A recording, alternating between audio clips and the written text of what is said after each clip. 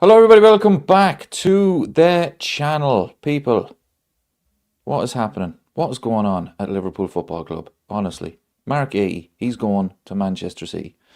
As you can see, I changed the background again. I got this today. Absolutely lovely stuff. So I changed it. Diogo is up there now. So, yeah, I'm happy with this now, I have to say. But I'm not happy with the fact that Marc is going to Manchester City. What is happening, people? I mean, 20 million. Why aren't Liverpool just put in a bid, try and get him. Just try and get him. This deal was done in the summer. Try and get him. But no, Man City are getting him. And Man City need a centre-half. They go out and get one of the best in the league. Liverpool need a centre-half. No, we're okay. Ryan Gravenberch can play there. Endo can play there. People, what is going on? So frustrating, it really is. Liverpool need defenders. So frustrating. Just really, to me, it's a shambles. It really is. Because, as I say, we need defenders. We've got Virgil van Dijk, who is our best defender, is not playing well. If he gets injured, we are in serious trouble. We have got Konate, who is injury prone himself. He's not having a great season. And we've got Joe Gomez. He is a legend. Don't get me wrong. Joe Gomez, my favourite Liverpool player. Absolute legend. But the man is made of glass. We need centre-halves. And Liverpool, not only are they allowing Marc to go to Man City without even trying to get him, they are not going to sign anybody in January. We are January the 16th now. And there is we're not even linked to anybody. I don't know what's going on, people. I really don't know what's going on. Yeah, we did sign 2 young players, Donny says. But we haven't signed anybody for this season. Second half of the season. The league is a shambles. We're in the top 4 race. But we could get top 4 very easily. We're in the Champions League. We're in the FA Cup. And I tell you, it would have been a statement. I'm just really, really surprised now that I didn't even try to get him. Why wouldn't you try? So frustrating. Make sure you get the likes up, people. Hit the like button. Yeah, everybody in the chat. Brian is in the chat. Aaron is in the chat. Not happy. Massive shambles. Why didn't we just buy him in the summer? Absolute joke. Also shows the City have more of a pull than Liverpool these days. Yeah, but Liverpool didn't even try to get him. That's the thing. If Liverpool had said, oh, City are going for him, right, we're going to make a bid. And let's just see give him a decision to make. But it's almost as if Liverpool said, no, I never really wanted him in the first place. And I was watching Sky Sports earlier, and they were saying that in the summer, it was almost like a half-hearted attempt for Liverpool to get him. They waited till the last day of the transfer window. And even Crystal Palace at the Community Shield. Crystal Palace, they went up to Liverpool and they said, lads, what's going on? He's going to make a bid for him or what? So I really don't know what the story was. Apparently it was done. You know, we know the story. Last minute Crystal Palace said no. But then it's almost as if Liverpool are saying, oh yeah, but sure, we didn't really want him anyway. So, no big thing. Really surprised, people. Really, really surprised. I mean, to not even get him 20 million. I mean, I was shocked this morning when I seen it. You know, it's just... Look at this, people. Fabrizio had it this morning. Breaking news. Marc to Manchester City. Here we go. Remember in the summer when he was in a Liverpool shirt? 20 million. Now, I did read that he's on 300 grand a week. I mean, that's a lot of money. But still, Donny says, yeah, 300 grand. Liverpool couldn't pay that to Trent in the end. Yeah, but why can't they pay that? You know, we're supposed to be a serious football club. Liverpool chat says, this is a sign of them not backing Slot. Surely he goes this summer. Yeah, that's a good point. I did read as well today that they were saying that one of the reasons Marc wasn't convinced about Liverpool is because they didn't know who was going to be the manager in the summer. I don't know, people. I really don't. Aaron says, wages wouldn't have mattered if we got him last August. We're in deep trouble when Konate and Virgil go. What do you reckon now? Are they going to spin it now that... Oh no, Konate is going to sign a 5-year deal. I wouldn't be surprised now if that's the news. Come the end of the season, towards the end of the season, maybe March, April. Konate. 4 or 5 year deal. Wow, that solves all the problems. Konate needs to go. He has not been good at all. It's so disappointing. It really is.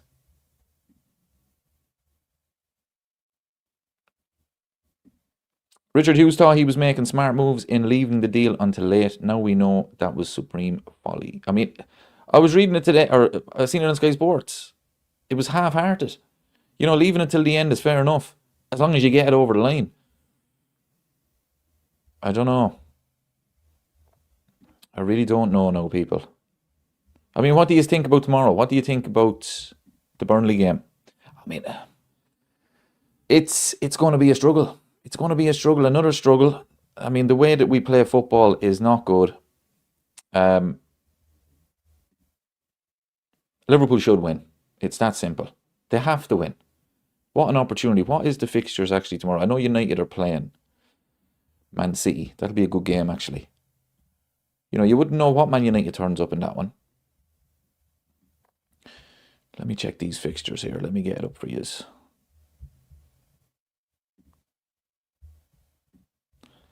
Man United, Man City, 12:30. Liverpool, Burnley at 3 o'clock. Chelsea are at home to Brentford. Now, Chelsea have a lot of players out. Seemingly there is a virus.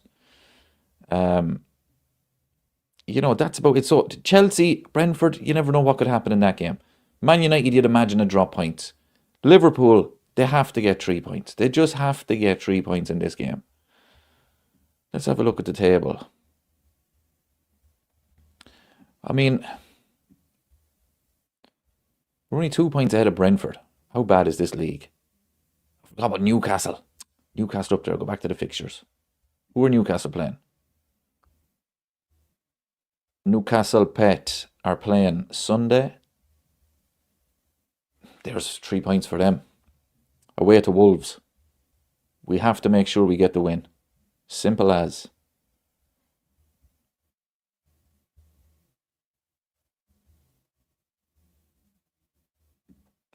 Aaron says, I'm just going to go on the theory that Liverpool facing long balls and set pieces need defenders dominant in the air. Guehi isn't that profile, but I'm hoping. We didn't want him. We didn't want him anyway. It's as simple as. Honestly, people, it's been a bit of a shambles of a season, really, hasn't it? You know, in the summer, we were all so excited. We really were. Christina's in the chat. David, I'm so angry we had the chance to get him last season, but too mean to give a few extra million. This gentleman's agreement doesn't exist. It's all about money. Man cheaty win again. Rant over. No, you're dead right, Christine. Absolutely. Yeah, what is this? This gentleman's agreement. I was reading that. Oh no, there's a gentleman's agreement there. Lads, a gentleman's agreement is not worth anything. Simple as. Cutie Pie says City got him for 20 million. Yep, 20 million. And Liverpool didn't even put in a bid. Didn't even try to get him. That's the frustrating thing. Try and get him. Brian says, we had him in a Liverpool kit doing a medical. Good grief, this is shambolic. They waited and City have caught us with pants down and have no depth. We're one injury from a disaster. Yep. If Virgil van Dijk gets injured, we're not finishing in the top 4. We're not finishing in the top 4 if Virgil gets injured. And he's not playing that well. You know, I mean, look, he's getting older. So it was always going to happen. But Konate is not the man. He's not going to be taken over from Virgil. Marc, he could have been that one. You know, and I'm seeing people saying as well, oh no, look, if it stops Arsenal winning the league this season, happy days. No, people, no. It's not about that. Okay, look, if that happens this season, okay. But what about next season? Marc, he's still going to be playing for Man City. He's not going to be playing for Liverpool. Liverpool are still going to need a centre half. This was an opportunity missed by the club. And the fact they didn't even try, I just wonder what is going on. What is going on with them? I don't get it. I really don't. Look at all the players that we signed in the summer. The one player, out of all the players that we signed, the one player that we actually really needed was probably Marc Guehi. And at the time, we're all saying, okay, look, we missed out on him. We'll go back in and get him in January. Okay. But to not even try and get him. If Marc Guehi turned around and said, look, Liverpool made me the very same offer as Man City, but I'm going to go to Man City. You look where they are in the table. They have a chance to win the league. They've a chance to win a better chance to win the Champions League. I'm going to go Man City. As a Liverpool fan, I'd say, okay, that's fair enough. You look at the state of Liverpool this season, not been good. Okay. But the fact that Liverpool didn't even try. 20 million. Try. Just try it. You never know. Marc Guehi could turn around and say, yeah, I told you in the summer I was going. I'm going. Oh, so frustrating, people. Liverpool chat says, why can't they see we need defenders? I fully believe we won't sign anyone this window. Oh, we're not signing anyone. It's the 16th of January and we are not even linked with anyone. We signed 2 young players that aren't going to play they're not going to play this season. But we're not signing anyone, people. It's not happening. And I just don't get it. I don't get it. Because the money is there. We were willing to spend, 35 million in the summer? Willing to spend 35 million. That money is still there. What are you doing with it? You know, this nonsense that Liverpool were comfortable to wait till the summer to get Marc Guehi. But then you're going up against Barcelona, Bayern Munich, maybe Real Madrid, Man City, Arsenal. He was a free transfer. What are you doing? Oh, so frustrating, people. It really is. 20 million in this market is as good as a free transfer, but we pass on it. And now FSG got to do a defence rebuild in the summer, and not a chance in hell they will do that. That's a great point. We need centre halves. Kanate is going to go. Joe Gomez, the man is made of glass. Virgil is not the player he once was. In the summer, we need 3 centre halves. We need 3. But the thing that frustrates me, Marc Guehi is probably, other than Virgil van Dijk, probably the best centre half in the league, or one of, probably top 3 anyway. And Liverpool didn't even try to get him. I just don't get it. 300 grand a week made the signing happen. Absolutely, look, Man City gave him an offer. Unbelievable. 300 grand a week is some money. But why aren't Liverpool saying, yeah, no, we can match that. We're a serious club. Man City are trying to win the league, but look, we're trying to win the Champions League. 300 grand a week, yeah, no problem. Or have a contract where the bonuses are unbelievable. Something. But no, it didn't happen. Make sure you hit the like button, everybody. Subscribe to the channel if you're new. I mean, just frustrated, people. Really, really frustrated with this. And I couldn't believe it today when I read it. You know, I was waiting all January. No, Liverpool now, the news is going to come in. Liverpool have put a bid in. Or even if the club had signed somebody or are in to sign another centre-half, you could say, okay, well, Marc Guehi, right, he's going to Man City, the money and all of that. But Liverpool aren't even trying to get someone. What is going on?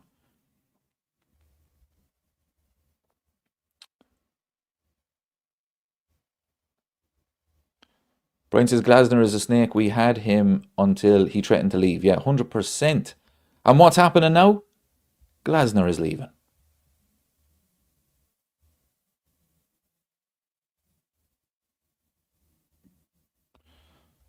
If he wanted Liverpool, he would have waited. He had no need to move now. Mercenary. But it was some deal. It really was.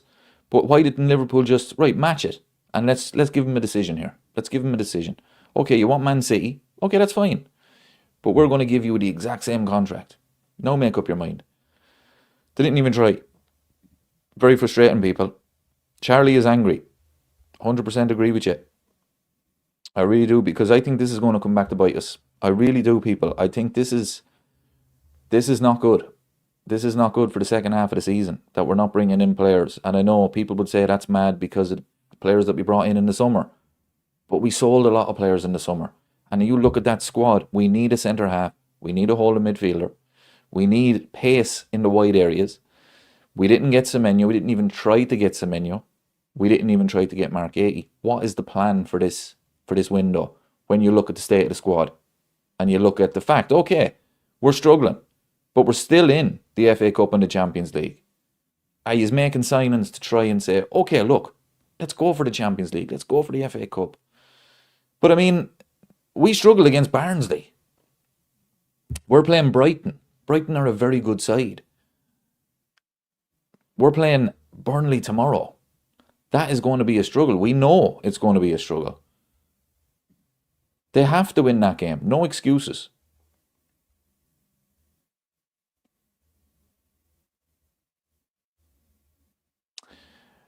Dave says, looks like they would not buy as they have a new manager in mind and they are planning for that. So does that mean that this season, the rest of this season now is a write-off? Because if Arne Slot is gone in the summer, so what, mid-table? Sure, why would Arne Slot care? We're struggling as it is. I don't know. I don't buy that. I really don't. That to me is writing off the season. We're not going to try and even get Marc Guehi because the new manager, he mightn't even like him. It's Marc Guehi. He's one of the best defenders in the Premier League.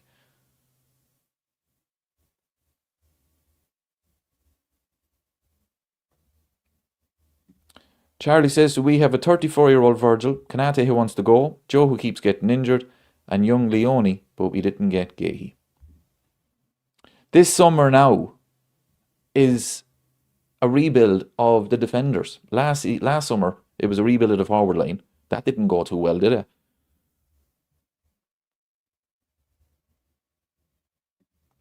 This is a great point. Even if they're replacing Slot, we are desperate for defenders. Not like the new managers will be picking players anyway. But it's not like the new manager is going to come in and say, no, don't sell Kanate. Make sure Kanate stays. Virgil, he's 34. He's fine. Joe Gomez, even though he's injury prone, we don't need a centre-half. We need a centre-half, people. At least one. But yeah, I think we're going to regret this, people. I really do. In the summer, I was okay with it, the fact that we missed out on him. Because I was saying to myself, right, look, we'll get him in January. Okay, we can go back in January. Not a big deal. Second half of the season, we'll be fine.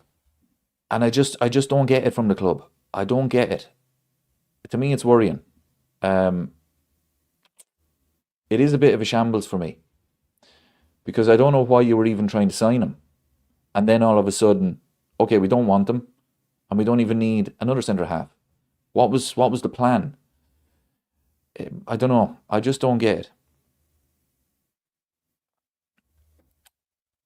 I really don't get it, people. Liverpool chat says we don't look like an attractive team to go now. Look, we're 14 points off the top of the table. But it's not about that. Give Marc Guehi an option. Okay, if he decides to go to Man City, okay. But at least try. Match the offer. 20 million. Liverpool can do that. They still have the money from the summer. Okay, the contract, you might say, okay, the wages are a lot, 300 grand. But come on. I don't know.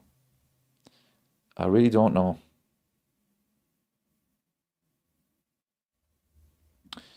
Noel says, David, I have no doubt Liverpool could not match what City were putting on the table. Money talks. I know, but why didn't even try? Just try it. Okay, well, we say, okay, right, Marc Guehi, right. Maybe Liverpool looked at it and says, right, the wages are too high. Okay. Who's the next option? Okay, let's bring in another centre-half. It doesn't have to be Marc Guehi, but it needs to be someone. 16th of January, people. We're not even linked to anyone. It's worrying. To me, it's going to come back to bite us.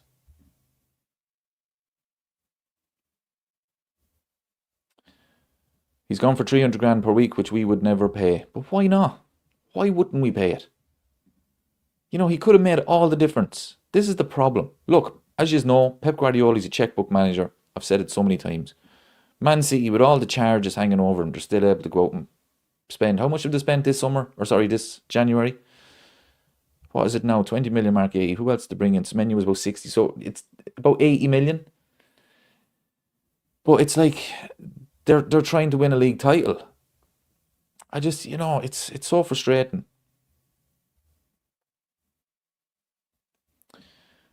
Happy Friday. As usual, FSG don't do what's necessary in the transfer window. Yeah. As usual. This is what Jurgen Klopp was going through. And that's what's so frustrating. Because in the summer we thought, oh no, things are different now. Things are different. Liverpool want to dominate. Liverpool are going to make signings that they need. And that's a worry. Because it's not about... If Liverpool had... Okay, 3 very good centre-halves mid to late 20s, playing very well, and then you say, we can get Marc Guehi. Let's get him. We don't really need him, but let's get him. That's a different story. We actually need him. You know, Man City need him because they have injuries as well. They went out and got him. That's the difference, people. Liverpool actually need him, and they didn't even try. So, okay, the wages were too high. 300 grand a week is a lot. We've seen all the nonsense with Mo Salah and his new contract. 300 grand is a lot of money. Okay, let's move on to the next target. Who's the next target? Oh no, we're not signing anyone in January. Okay. Carlos is in the chat. I'm fuming with this, but doesn't surprise me. He was a must, and we was let down hugely and could be costly. Yeah, I think it's going to come back to bite us. I really do. I think it could have been a huge statement. I think it would have put everybody in a good mood going into the second half of the season. You know, it would have shown the club is, you know, the mean business when it comes to this season now. You know, people are saying that Arne Slot is gone in the summer. So that's why they didn't want to sign him, because it could be a new manager. But that means you're writing off the season.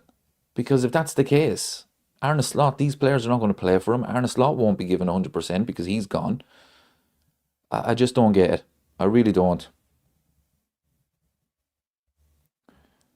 Johnny says, Tom Werner said, we're going to behave like a big club. We want to win. Blah, blah, blah.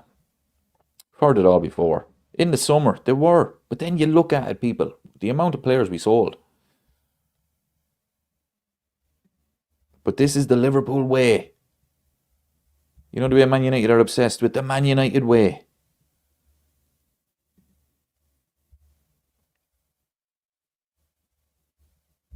This is the Liverpool way.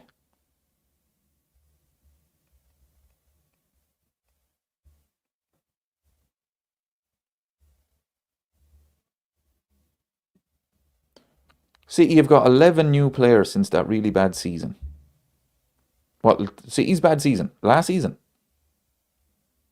They spent 200 million in January, last January, and now they're spending another 80 million. Phil says 6 new players in, 10 players out. I was watching Talk Sport there last week. Dean Saunders was on it. Very good point he made. You know, and you'd forget, because he was saying Liverpool, 8 players are gone from last season. 8 players. That is a lot. That is a lot, people. You know, I mean, any other league winning team do that. I can't remember. Alex Ferguson, whenever he'd win the title, he'd always make 1 or 2 changes. Every team does it. Man City dominating. I can't remember many changes. Chelsea, even Arsenal back in Wenger's day, not many. Liverpool, 8 changes. Not only first team players, squad players, important players. Harvey Elliott was very good for us last season off the bench. You know, look, hindsight is a great thing. In the summer, we were all excited. But I don't know, it's not worked out so far. Brian says, new background looking class. Yeah, I got this today. So if you see my previous video, I done a video there last night. I had Diogo up there, but this arrived today, and look at it, people. It is absolutely beautiful. So I put Diogo up there. You can't really see him, which is a shame, but I might lift it up a bit so you could see him properly. But yeah, I'm happy with the background now, I have to say. I mean, it looks like a proper Liverpool fan channel now, doesn't it? I mean, it was just a bare wall for ages.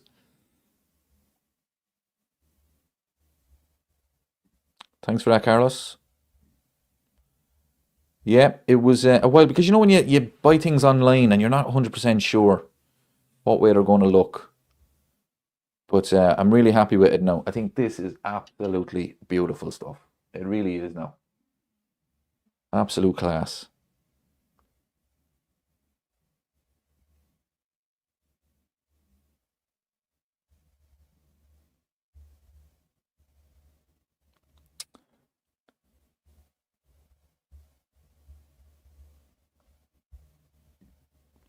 Our best set piece taker last year was Tsimikas. Forgot about Tsimikas.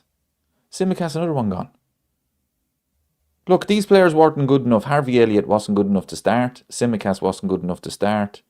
but they were decent off the bench and they could start the cup games. And just too many changes. We're all over the place. The tactics are not good. For me, tomorrow against Burnley, I'll be doing a watch along, people. Make sure you join me for that one. Tomorrow, I don't care about tactics. These players, they have to step up tomorrow. We're playing Burnley, okay? So it has to be, lads, I need to see something from you. I need to see more commitment. I need to see intensity. It's Burnley. We're at Anfield. I don't want to see this slow. And I know that's the tactics and that's the system. But I need to see something from you. So to me, tomorrow it's on the players. Again, it was the same against Barnsley. When you're at home facing these teams, the players have to step up. They really do.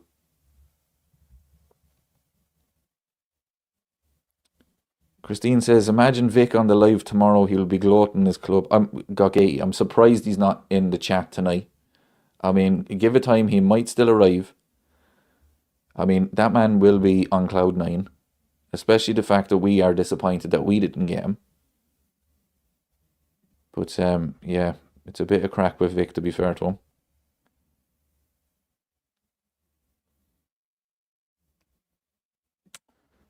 Eliza John is going 2-0 to the Mighty Reds tomorrow. Carla says a home win will only do.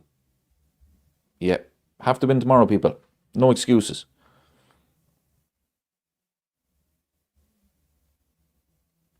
Sandro says Slot and Hughes out. I'll tell you one thing, people. I mean, in the summer, I was calling them boys the three wise men. Hindsight is a great thing, isn't it? Arne Slot, Richard Hughes and Michael Edwards, I was calling them the three wise men because of the moves they were making. It was unbelievable. But, as I say, in hindsight, Jurgen Klopp is a genius. It was Jurgen Klopp. All the moves, all the great players we signed, it was Jurgen Klopp. I'm not saying he made the signings, but he made those players better. Sadio Mane, Mo Salah, Gini Wijnaldum, Andy Robertson, Fabinho. These players were decent, good players. Jurgen Klopp made them absolute legends and world class. And we're seeing it now, and this as well goes back to Arne Slot. He has to improve these players as well. That's what Jurgen Klopp was doing. Arne Slot needs to do better.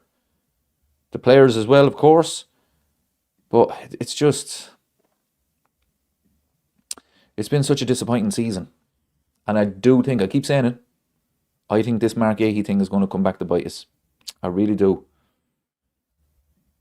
Fully expect Guehi to sign for Everton in 2 years. Yeah, you're right. He's no good. We didn't want him. We're better off. I think that's wishful thinking, to be fair. He's not that bad. Sam says they shouldn't have left it late to sign Guehi when we signed Ekitike. Isak wasn't needed. Yeah, it was a bit of a mess when you look back at it now. Look, we were all delighted in the summer. Bit of a mess. But I said it earlier. I don't know if you've seen it, Sam, but I was watching Sky Sports News earlier. They were saying it was like a half-hearted attempt from Liverpool in the summer to get him. At the Community Shield, the Crystal Palace lads in the suits went over to the Liverpool lads and said, what's going on, lads? Are you interested or what? He's going to make a bid? So they were surprised. It wasn't like Liverpool were really pushing to get him. It was like a half-hearted, yeah, end of the transfer window, yeah, okay, we'll get him, yeah. I don't know, it's surprising. It really is. Rice says Isak was a mistake. I mean, so far he has been, absolutely. I mean, Ekitike has been absolutely unbelievable. But yeah, another one that didn't really make sense. I would have preferred, and again, looking back, it's easy to do that, but I would have preferred, right, you've got Ekitike for 90 million. Go and get his backup. Go and get someone, even get two strikers for the bench that are going to cost you maybe 35 million. And then everybody kind of knows their place. You've got quality coming off the bench, whoever that may be, I don't know. But there was strikers out there for that price. And Ekitike is the main man. He's the striker. But then Isak comes in and all of a sudden, you're going to have a £90 million striker on the bench. And now look at him, he's playing unbelievable. So if Isak, say if he wasn't injured, who starts? It's a bit of a mess now. It really is. Noel says the City 115 could go on at least another year after a 9-year investigation. Bottom line, Man City can pay the liars to keep this in litigation as long as needed. Football is corrupted. I mean, the 115 is a complete and utter shambles. And I said this before. Looking back at it now, it probably won't be this season. But I said Pep would leave in the summer. Then the charges would be announced, whether it's guilty or not guilty, just before the World Cup. Everybody will be talking about the World Cup. Then we come back to the league season, the Premier League. City have a brand new manager. Oh, well, I can't really talk on that. I wasn't at the club. Pep has gone off into the sunset. And Man City will probably get a transfer ban of maybe a window, maybe two. But as you say, they're going to appeal it. No matter what the verdict is, they're going to appeal it. And if they are found not guilty, then the Premier League is a shambles. A 9-year investigation. And they couldn't make one charge stick. So the whole thing is a mess. But I think they're working behind the scenes. Because it doesn't take this long. It doesn't. I think they're working behind the scenes to come up with a way that both parties are happy. Like I say, maybe a transfer ban. The Premier League, they win their case. Okay, we've punished them. Man City say, well, no, it's a transfer ban. Okay, and then we can move on. Something's going on, people. It does not take this long.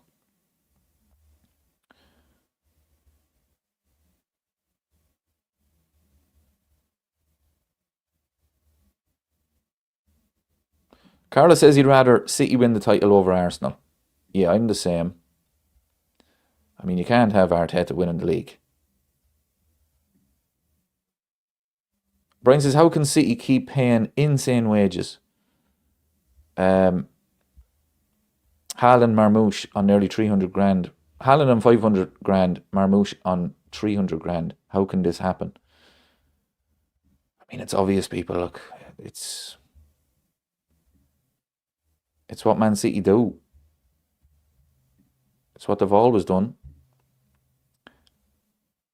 Eliza John says, no guarantees Alonso would succeed. No, that's true. The jury's out on him. It really is.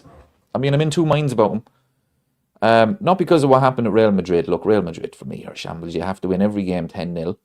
You have to play the most exciting football ever. You have to keep all them superstars happy. So the Real Madrid thing was never going to work out. But I do like Alonso in his press conferences, the way he talks. But then we said the same about Arne Slot.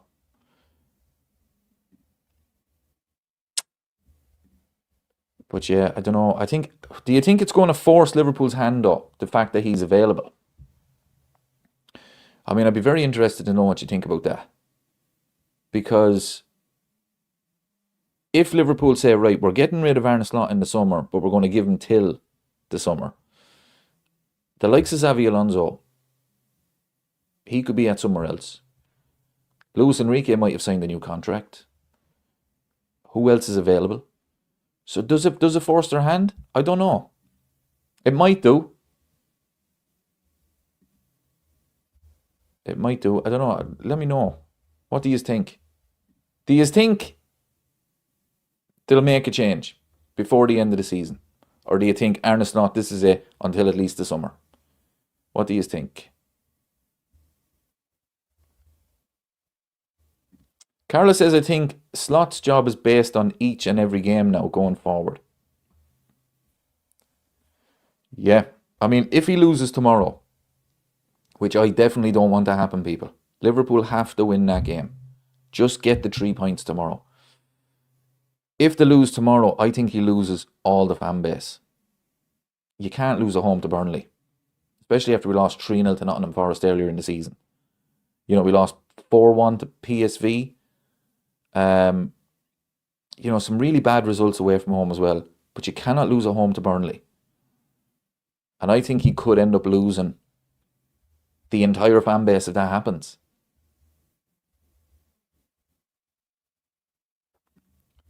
Eliza John asks, did Alonso turn down the Liverpool job when Klopp left? No, that was a rumour that he was going to stay at Leverkusen.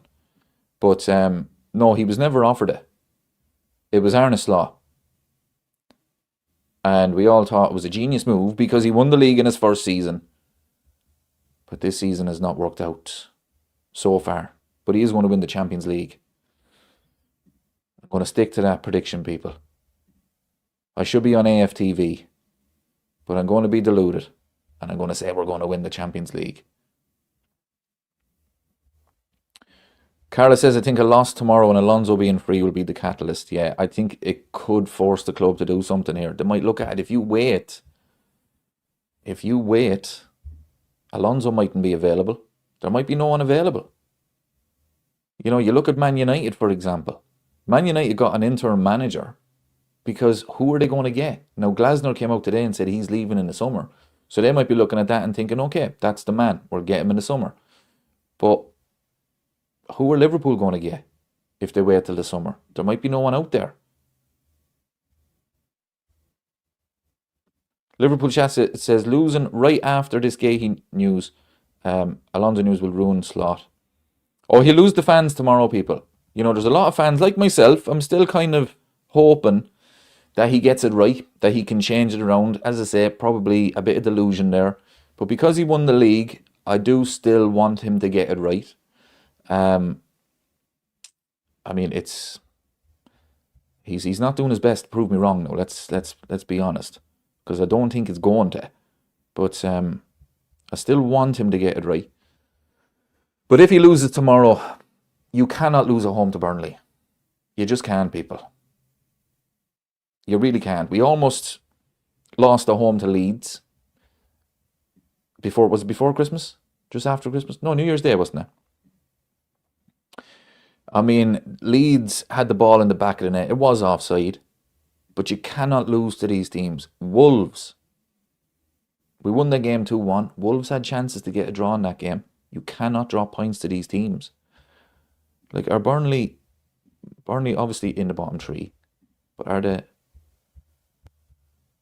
Right, Burnley are 19th. Let me get this table up for you. Burnley are 19th. They've got 13 points. They've lost 14 games. They've only won 3. People, we cannot... Look at the state of their form. We cannot lose this game. We can't drop points. It's as simple as...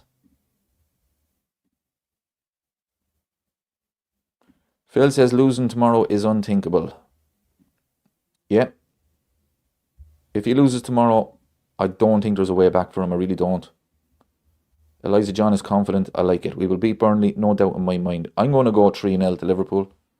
But I think it will be a struggle. I don't think it's going to be free-flowing, entertaining football. But I think we will. The quality that the team has. It was the same against Barnsley. It wasn't a great game. Didn't play great. But the quality. It was the quality, especially off the bench. Liverpool have the quality. Salah back. No, Salah's playing in the third place playoff tomorrow. I mean, I was raging that he didn't get to the final. I really was. Just to shut up Jamie Carragher. It would have been brilliant to see Mo Salah lift that trophy. But he'll be back for... Who do we play then? Bournemouth.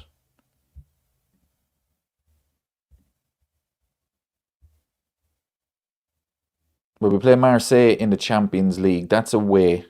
I wouldn't say he plays that one. Then we're away to Bournemouth next Saturday, 5:30. Then we play Man City. Well, we play Newcastle then Man City. Interesting.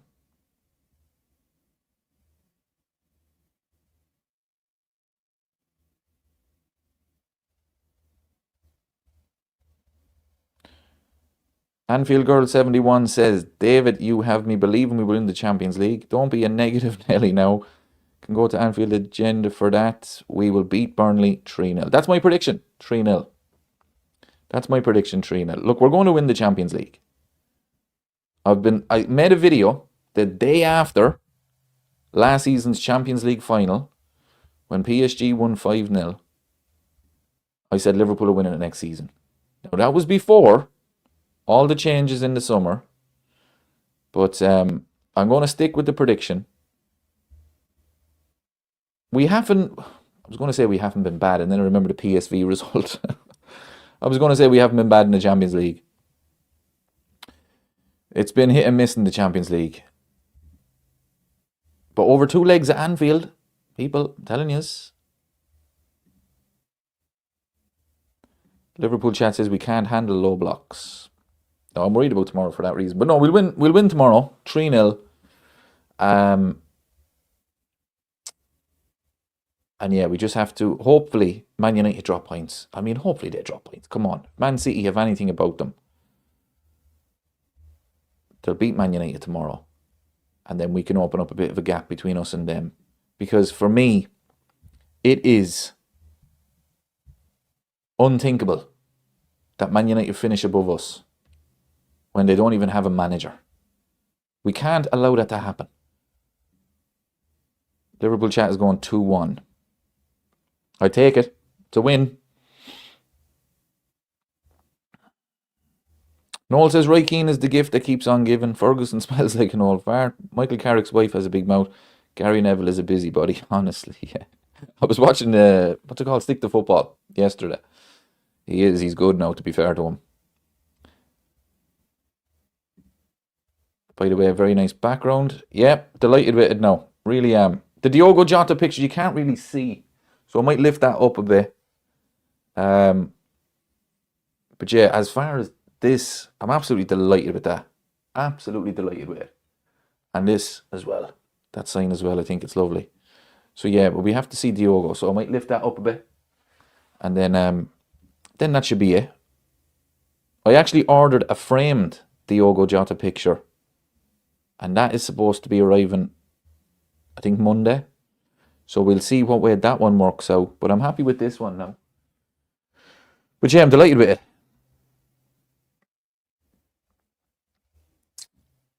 Are we actually not getting a centre-back? This is diabolical, no excuse. No, we're not signing anyone in January, people. Not signing anyone. And that's what I'm saying. It's not as if, there's no problems with the squad. We're just not playing well. There are serious problems with that squad. We need a centre-half. We are basically relying on Virgil van Dijk to play every single game and to play 90 minutes in every single game. I mean, the man is 34.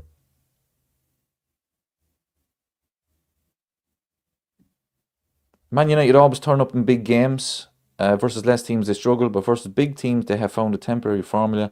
Hope they win tomorrow, as United win seals the title for us then. Oh, you're an Arsenal fan?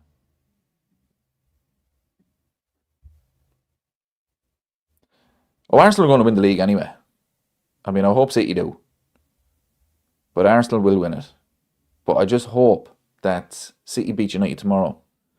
Just to get a bit of a gap in the top 4 for us. Yeah, he's an Arsenal fan. Right, what's your honest opinion of Mikel Arteta? Because I do think you're going to win the league this season. But what is your honest opinion on Mikel Arteta? I'd love to know. I think the Arsenal fans are 50-50 with him. I think a lot of Arsenal fans, even if Mikel Arteta wins the league, he will get no credit for it. Aaron says he's deleting all social media if Arsenal win the league. Oh, it'll be unbearable. But sure, look, I'll be the first. I'll make a video. If they win the league, I'll be the first to congratulate them. Because they'll deserve it. They really will.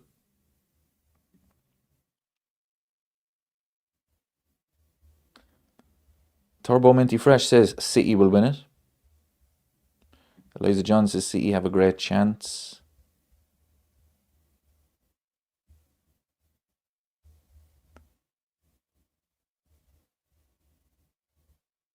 Right, here we go. So, Mikel Arteta is an overrated manager, in my opinion. He has been given $1 billion big bucks, given all resources, all backing, and still waiting 6 years, and they make us guilty for being critical of him. That's a great point. Yeah, I think a lot of Arsenal fans feel that way. I mean, I watched them against Chelsea the other night. They were brilliant. They really were. Really good performance. And They were pressing, putting the goalkeeper, no, the goalkeeper, Chelsea's goalkeeper was terrible, but they were pressing, putting their back four under real pressure, really going for it. And I was just like, why doesn't he do this against the likes of Liverpool, against the likes of Man City earlier in the season? Why doesn't he do this? It shocks me at times. Liverpool were there for the taking, and Liverpool ended up dominating because he parked the bus in the second half. I just don't get it with him. If Arsenal win that game, they effectively win the league. You're 8 points clear. And at the time, of course, City weren't even linked with Marc. But it basically wins the league. There were 5 points clear at the start of the game. They ended up being 6 points clear. It's worth the risk. It's worth the risk of losing. You're only going to be down a point. Go and try and get 3. It's just, he's so frustrating. And then against Chelsea the other night, I thought they were brilliant. I really did. I mean, they should have won the game easily. They should be in the final already. But I just don't get it with him. I really don't.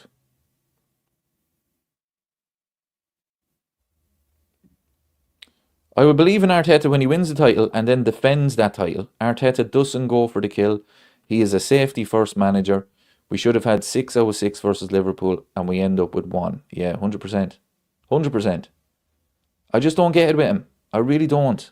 And I remember last season, remember to beat City 5-1. You know, on paper, you're looking at that thing, wow, Arsenal must have destroyed them. Arsenal scored in the first couple of minutes and then they parked the bus. And then City got back in the game and then they went for it again. And they scored 2 quick goals and then all hell broke loose. City were wide open and they got the goals. But it should have been even 3-4-0 at half time because Arsenal were well capable of beating them. They scored the early goal and he parks the bus. I just don't get it with him. I really don't. Patsy said, love the live bird in your background. Love your videos. Thank you very much. Really appreciate that. Yeah, absolutely delighted with this. Absolutely delighted with it. It arrived today. So, but as I said, Diogo Jota is, you can't really see him, so I'm going to have to lift that one up a bit.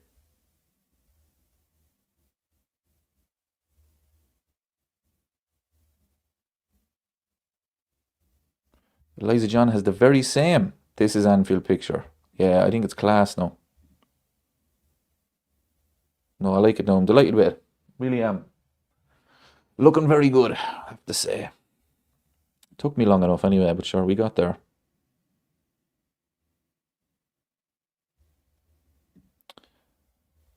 Prime Italia says, Arsenal's strength is their defence. That is why he parks the bus. Yeah, look. But he doesn't need to. He doesn't need to. I mean, look at the state of Liverpool this season. Everybody is cutting through them. Barnsley cut through us the other night. The man is well capable of beating Liverpool at home, and he didn't even try. He didn't even try. And look, I get it. Liverpool didn't have a shot on target, but Liverpool had the best chance. Liverpool hit the bar. We had the best chance in that game. Arsenal's attackers are rubbish. None of them get into the City or Liverpool teams. Yeah, but still though. Still, go for it. You're at home. Use the crowd.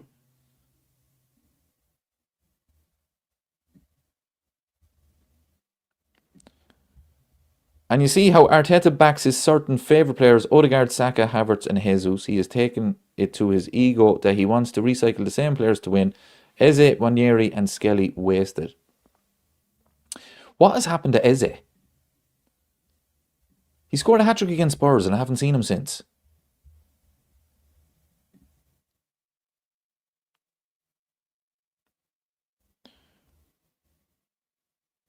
John says, what about John Heitinga? I read today he's linked with Spurs.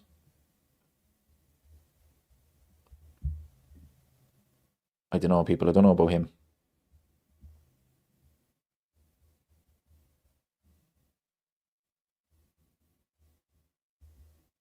Christine says, Pep is a manager of a corrupt club, so don't want them winning anything. Don't like Arsenal, better them than Cheaty. No, I get that 100%. I do get that. But for me, Arsenal are a much bigger club than Man City. I mean, it's not even close, people. It's not even close. I've seen some Man City fans say, oh, where's your European Cup to Arsenal? Look, people, When a club is founded in 2008 because of a billionaire, that is not a club. Man City went out of business in 2008 and a brand new club was founded. Okay? It's just facts, people. It's facts. And Man City fans will say, oh no, we won trophies in the 60s. Okay. Okay. Your biggest moment was beating Gillingham in a playoff final. Okay. So, for me, if Man City win the league, yeah, you're supposed to win the league. You're corrupt. You're spending money like it's going out of fashion. Nobody cares. Okay? But if Arsenal win the league, because they're such a big club, they've got huge fans. I work with a lot of Arsenal fans. I live around a lot of Arsenal fans. You know, you just don't want to see it. But no, if they do win the league, fair play to them.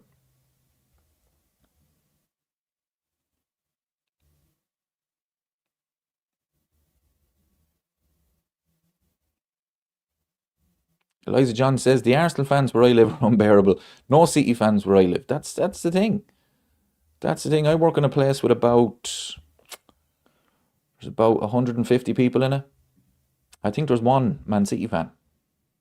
That's it.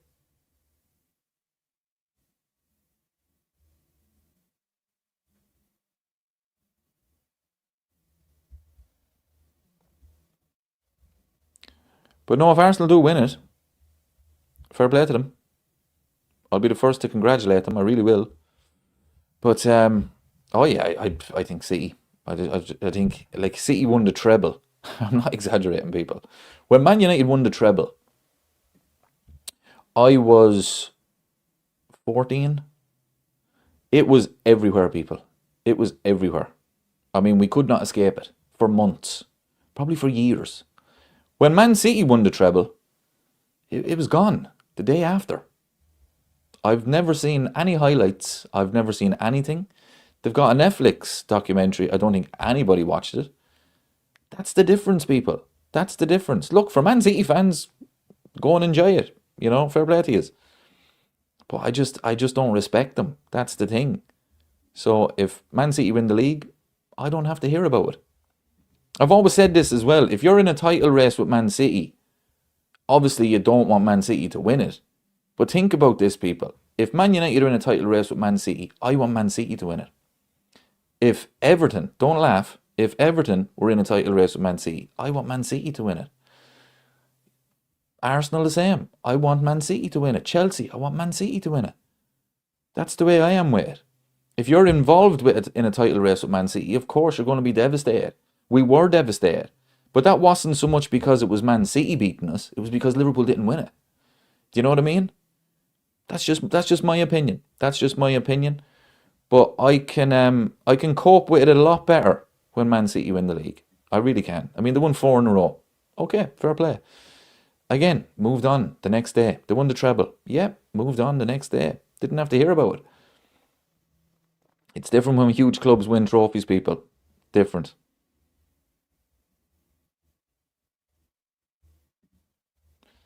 Yeah, that's just my opinion, but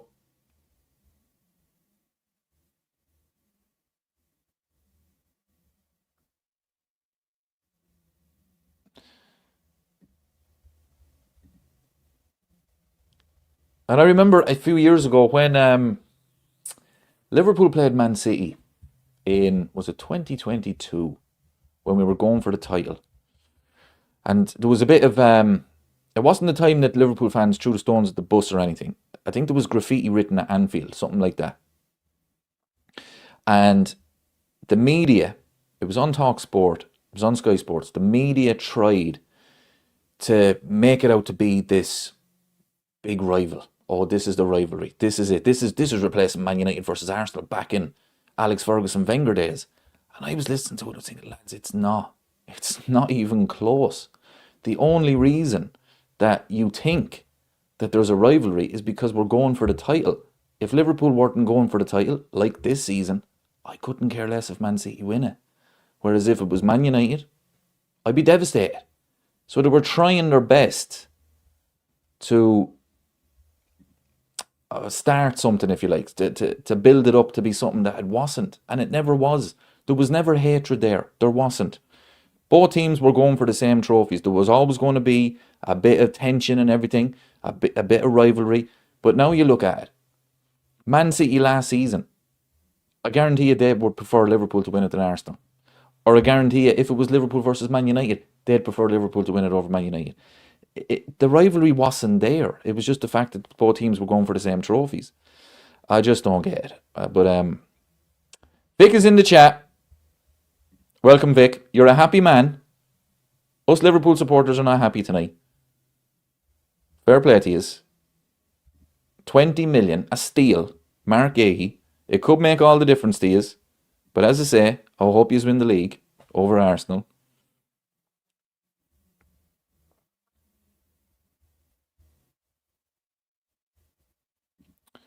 Man United commercially still the biggest club in England. Man United commercially are probably up there with Real Madrid. Commercially. They make a lot of money. A lot. They've got a lot of fans in Asia, people. But Liverpool have the most trophies. And I would rather have that all day long. All day long. Oh, but Man United sell more jerseys in China. Okay.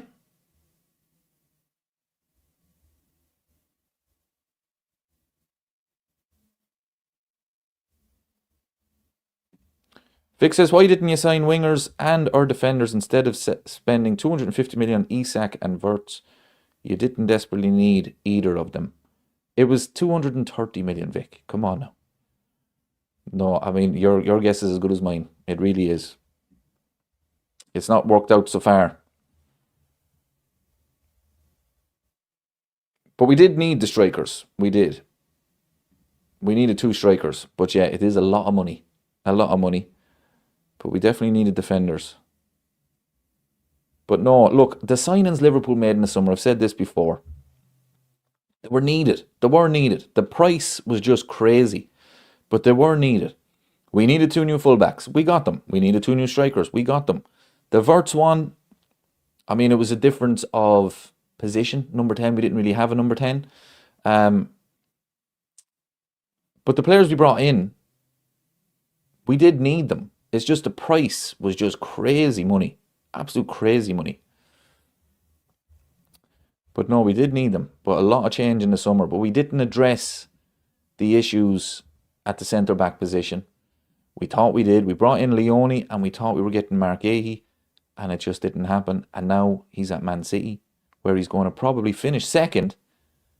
And because Liverpool are winning the Champions League, an FA Cup and maybe a League Cup for Marc Guehi this season. Liverpool have the Champions League and Arsenal have the Premier League.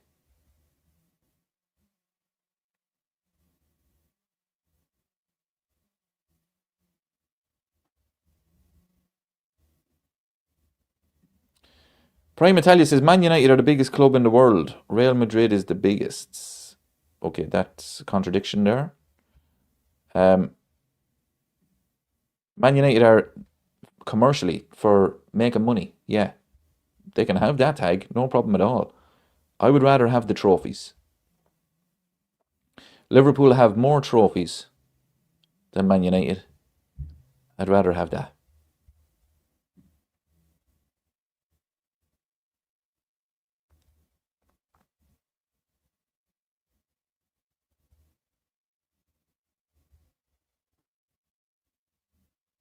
That's a good point. Go to Spain, ask who's the biggest club in the world. They don't think they say Man United. No, they don't. Not a hope.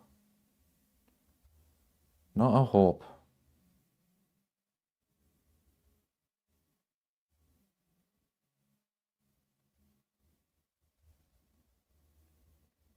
Ryan says Man United are a fashion brand, not a football club at this point.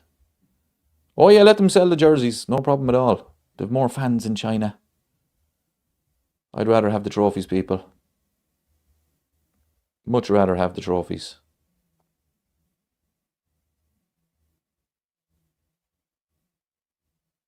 But I do have a feeling they're going to get a result tomorrow. Vic, what's your prediction for tomorrow?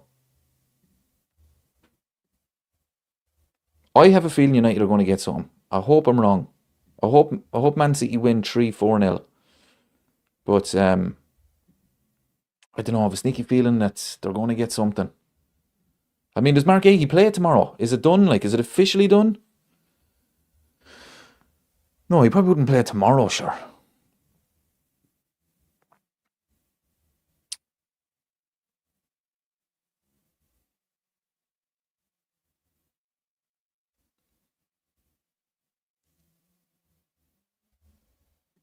City 3-0. I hope you're right.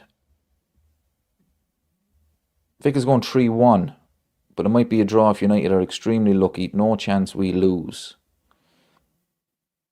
Yeah, I hope you're right. Absolutely hope you're right. But I do hope Man City win. I don't want United to get anything tomorrow.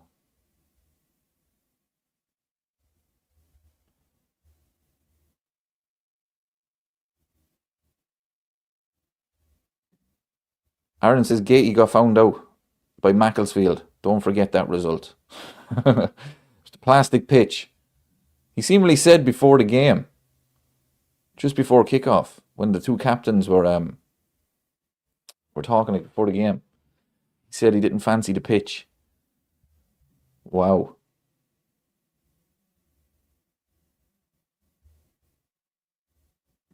Colin says he's praying for a draw, to be honest. I have a feeling it's going to be a draw.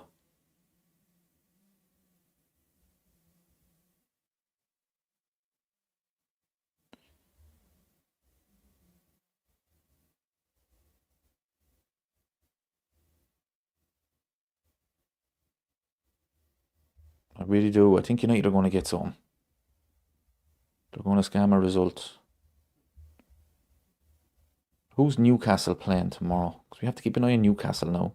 Newcastle.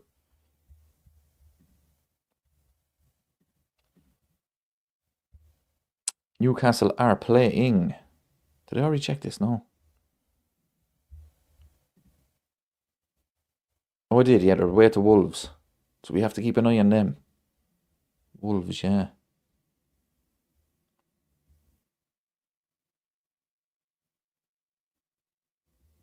Vic says he's not going to be happy if it's not a proper win.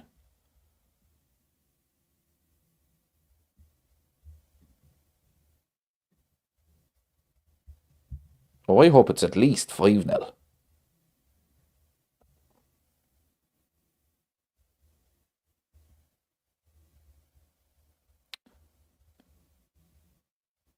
Wow. I'm only after realising. Liverpool are only 8 points behind Man City. My God, this league is absolutely woeful, people. This league is woeful. Yeah, Villa and City have the same amount of points. Liverpool are 8 points off them. Wow.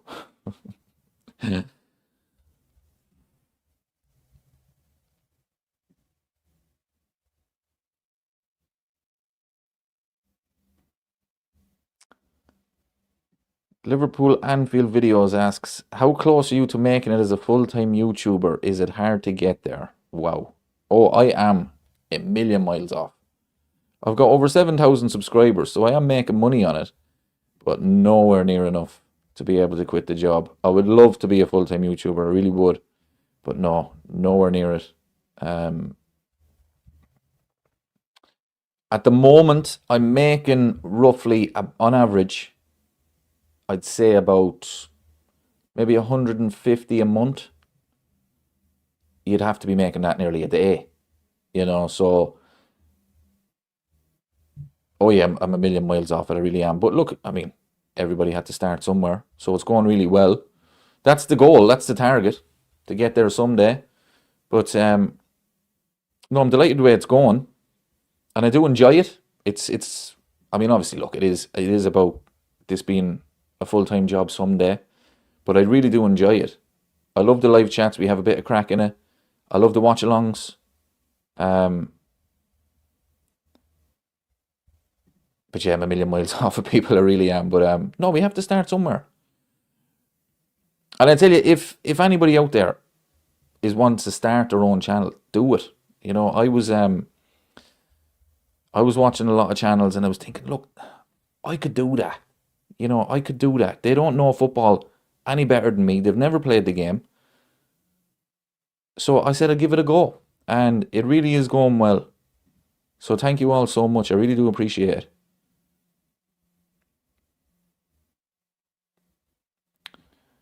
David, are you on any panels or any plans in the future? To be honest with you, I'm not into that. These panel shows, that's not me at all. I do watch them, but I wouldn't go on them. Um, some of them are very good, but some of them you go on and there's like 8 people on the screen, and there's always only maybe one, 2 people talking. So you're sitting there just staring at a screen for maybe 2 hours. It's not for me. Um, I like what I'm doing now. Tom T says they never played the game. Shots fired. No, that wasn't a dig at anybody. It wasn't. They're fans like myself. I never played the game. I've no experience playing football. I haven't played it since I was in school.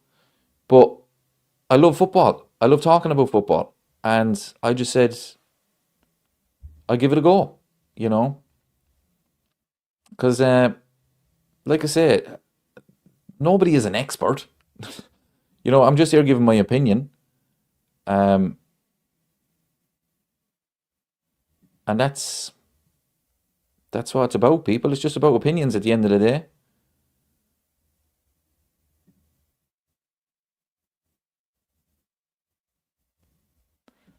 What's your main goal with the channel in 2026? I'd love to hit 10,000 subscribers this year. That's the main goal.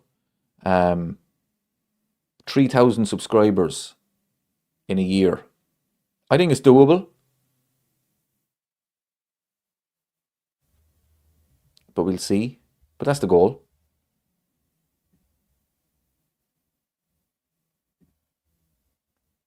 Hustle Bone says, I am an expert. Credentials, trust me, bro. Exactly. I mean, the majority of people on Twitter, for example, that say, oh, my sources say, you don't have any sources.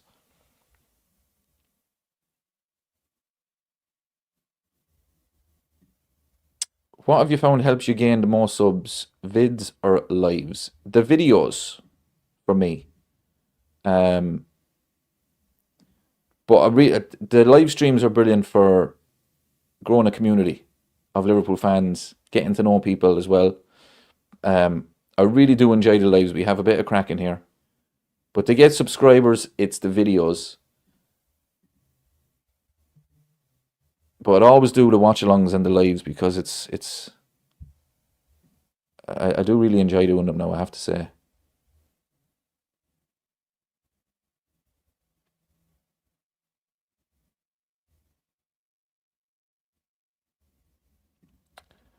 I think you did a lot of amazing short videos when I discovered your channel. Your videos were maybe just 5 minutes, but you were spot on. Yeah, that's another thing as well, people. What I tried to do on the channel.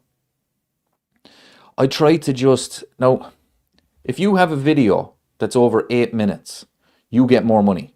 Okay, so there's an ad shown at the start of a video, and then halfway through, if the video is 8 minutes long, an ad gets shown halfway through. To be honest with you, people, it's very, very rare when I'm talking about a match that the video is 8 minutes long, because you're just starting repeating yourself. So I just like to just talk about the match, give my opinion, and that's it. So that's just me, because I could easily do the 8 minutes, but again, unless you're really proper analysing it and you've got something decent to say, you're just repeating yourself. So I just try to keep them as short as possible.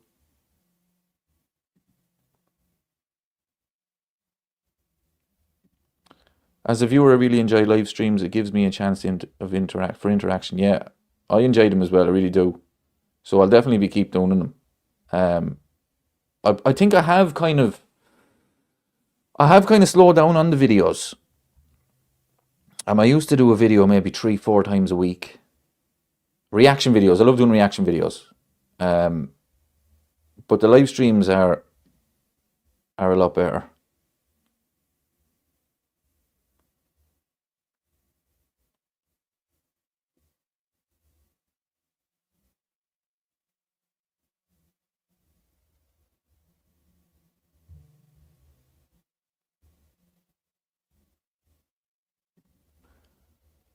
You just popped up on my timeline. I have never seen you before.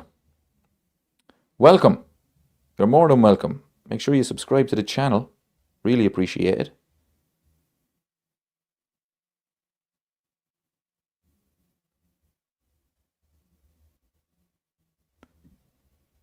You've got a really different personality for a streamer, to be honest. You were way too calm and chillingly composed.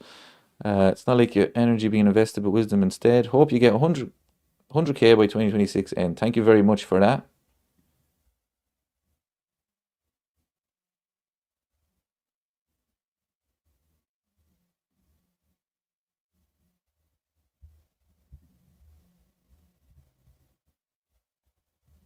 No, the channel is going well now. It really is. And I tell you, when I started the channel, I was going to do, you know, the YouTube Shorts. I was going to do them, but people, they're not good. They're not good for the channel. They're not good for any channel. The best way to do it is to grow a community, like we're doing here, and that's live streaming and videos. That's the way to do it. So I completely avoided the shorts. I started doing them, but then I said, look, that's not going to get you anywhere. So I haven't put up a YouTube short since I started the channel, and I don't think I will. I mean, it probably would be good for the channel now because I'm a little bit more established, but no, I'm sticking to what I'm doing now, which is videos, reaction videos. I love doing reaction videos. I really do. Sometimes you know you kind of struggle to get what am I going to make a video about. Then you see something like the last one I done was Roy Keane, what he said about Alex Ferguson. Had to do that. I mean, come on. So yeah, I'll obviously be doing the videos then of the Liverpool games, and then the live streams. Why are shorts bad? Shorts are bad because people don't watch your channel. So you could make a YouTube short and it could get 10,000 views. You could get, let's say, 100 subscribers. But then if you go and make a video, those people won't watch that video because they only want YouTube shorts. So that's what I had to learn. Now if you look at it, I do a video, and if it's about, say, a match, Liverpool match, say tomorrow, I'll do one after the game tomorrow. It could get over 1,000 views. That's because I'm growing a community. With the YouTube shorts, you're not going to. So if you're going to start it, I would stick to the videos and the live streams.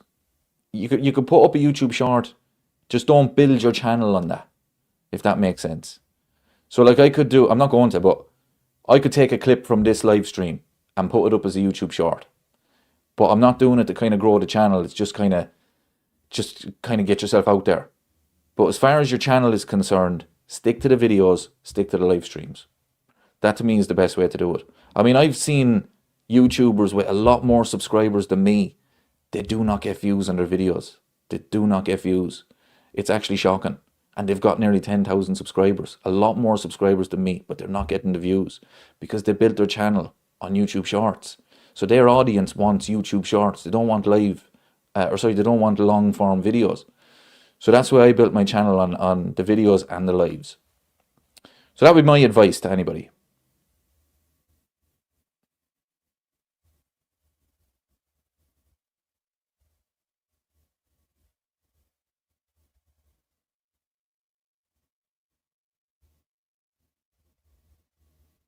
Russell Bones says shorts are bad because they don't cover your legs. Exactly.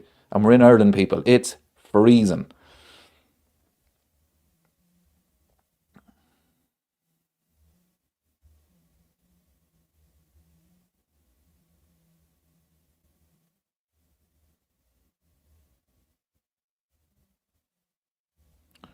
Vic says, can someone explain the whole form goes out the window thing? I don't remember it ever affecting us. Well, take tomorrow. You've got Michael Carrick. He's a Man United legend. Fergie has told him that he can have the job. So the crowd will be up for it. It could get an extra 10% out of the players. I know it sounds nonsense, but it's football. So when they say form goes out the window, they make it a battle. You know, they'll try and bring City down to their level. Because if they try and play football, Man City will destroy them. So that's what they have to do. So that's what it means when form goes out the window. And it is a thing. It is a thing in football.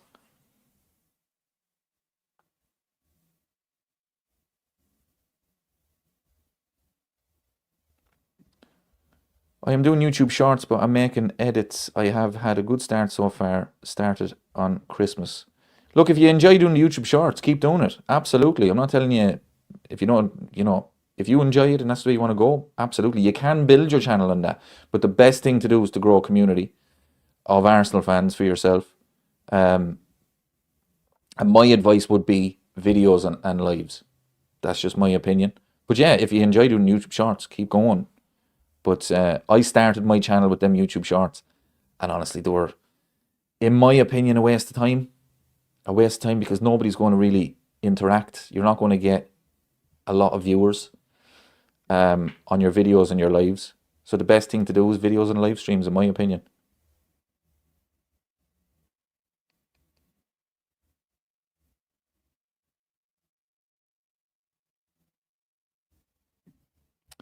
Have you heard of the Liverpool creator Leo's goals? Because he started with shorts. Yeah, I mean, he's got what, over, is it 300,000 subscribers or something? No, I'm just saying, look, I'm not an expert, people. I'm really not. But for my channel, the YouTube shorts, they were a waste of time. So I just stuck to the videos and the live streams. But Leo's goals, he does do live streams well. He does watch-alongs. So he doesn't just do the shorts. So if you look at it as well that way, why aren't people just sticking to the YouTube shorts? In my opinion, I think it's the videos and the lives. But yeah, I mean, he's got, is it over 300,000 subscribers he's got, which is amazing. He's a brilliant content creator as well. But just my experience, I'm just going off my experience, is all I can do. The YouTube shorts were, for me, a bit of a waste of time, really. There was the videos and the live streams that has built the channel. But look, a long way to go, of course. But we keep it going, people.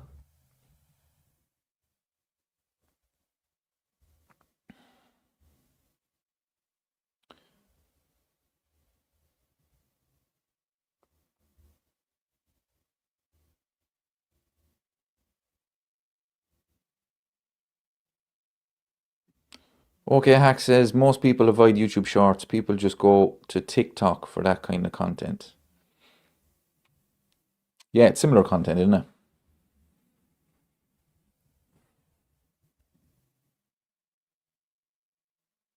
I'd say YouTube shorts, you don't get any money for it either.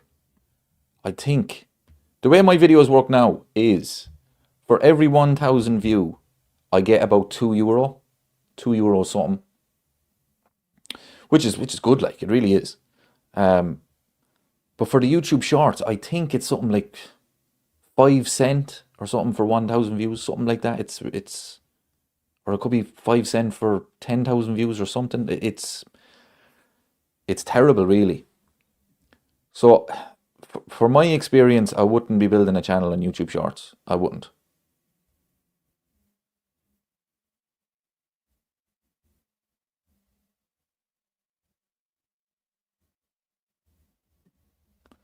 I previously had failed in 2 channels and that's given me a head start because of knowledge. One benefit of shorts is that even one viral short can give you around 1,000 subs.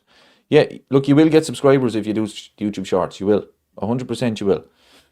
But say if you do a YouTube short and you get 1,000 subscribers, if you do a video about Arsenal, a long form video, those same subscribers won't watch that video because they're subscribing to the shorts. It's, somebody said it's like TikTok, right? So those subscribers are basically subscribing to TikTok because it's a YouTube short. So if you do long form video, a video that you have to click on to watch, that audience doesn't want that. They just want the shorts. So that's why I avoided them after. Because yeah, it looks great. You're getting subscribers. Wow, amazing. But they won't watch the chat, won't watch the videos. So it's better to grow a community. If you want to get a lot of subscribers, do the shorts. Absolutely. I'm not telling you not. I'm just giving you my opinion on what worked on my channel. But I would advise anyone to stick to the videos and stick to the live streams. Just my opinion, people. Just my opinion. Eliza John says, United fan 354 says, welcome to the chat, my friend. Welcome. You're more than welcome. Would you take Murillo at Liverpool? Apparently United are in for him. To be honest with you, no. And the reason I say that is because there is park the bus defenders, which he is, and then there's defenders that play in a team that's on the front foot. Murillo last season, unbelievable. Nottingham Forest, they parked the bus. Liverpool played, he got man of the match against Liverpool. I mean, he deserved man of the match. He was brilliant. But Liverpool had them parked on their own edge of their own box. You know, I don't know. I think there's park the bus defenders.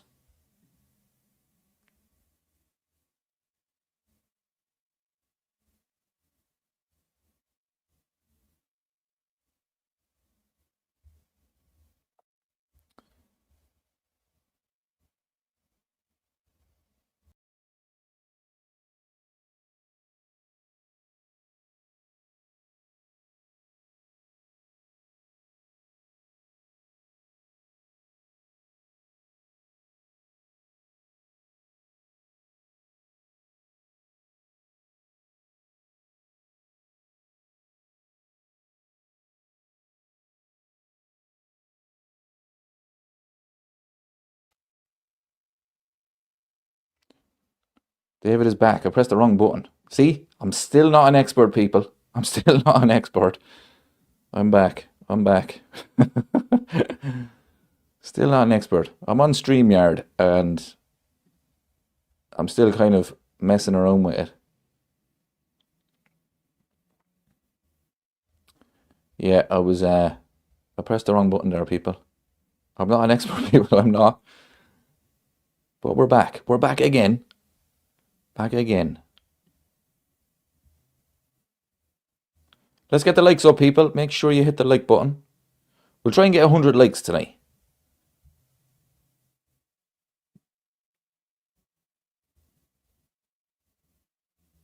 Okay, Hack says that was the storm again. That was an experience. It was. I wouldn't mind only. I was only starting the live stream. Next minute the electricity goes. I mean, honestly, people, that was a bit of a disaster. Now, United fan 354 says I love the background. Thank you very much for that. This only arrived today. I've mentioned that about 10 times today in this stream. I'm absolutely delighted with it. I really am.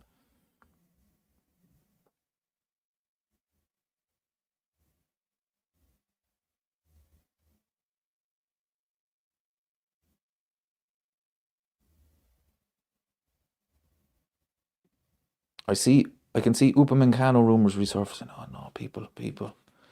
We'd be better off without anyone than getting Upamecano. He is useless. He is terrible. I really would not want him at Liverpool. Okay, Hax is a fan of the Live Bird, yeah. I'm absolutely delighted with that. I really am. It looks brilliant.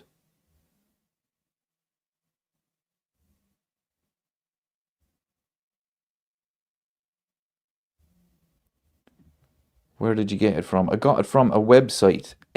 How do you say it? I'll get it up for you. Etsy? Is that what it is?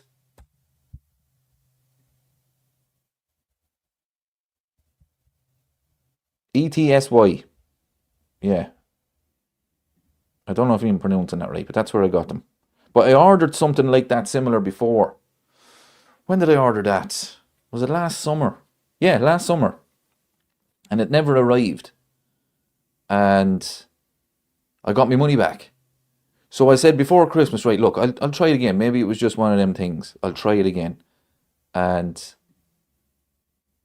it arrived today. So delighted with it.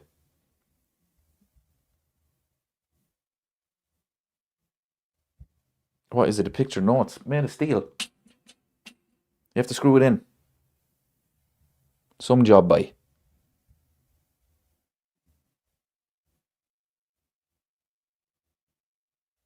Is it okay or a nick if I buy a replica football shirt?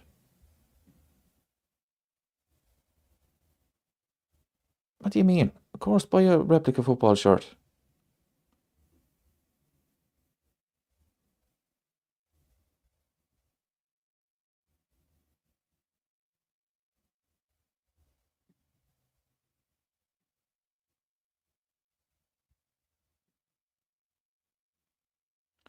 Yeah, replica shirts are the. I didn't buy this season's Liverpool jersey. The price of them, people.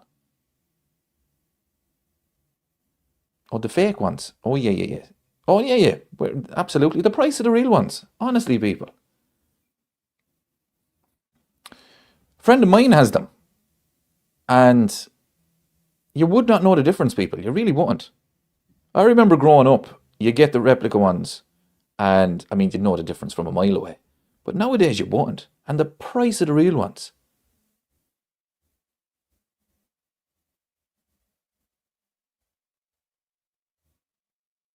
Yeah, Eliza John got the green Liverpool jersey, €110.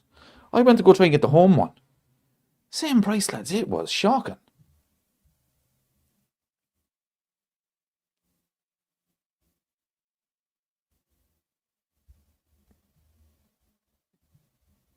Looking forward to the live stream tomorrow and a handy victory for the Reds.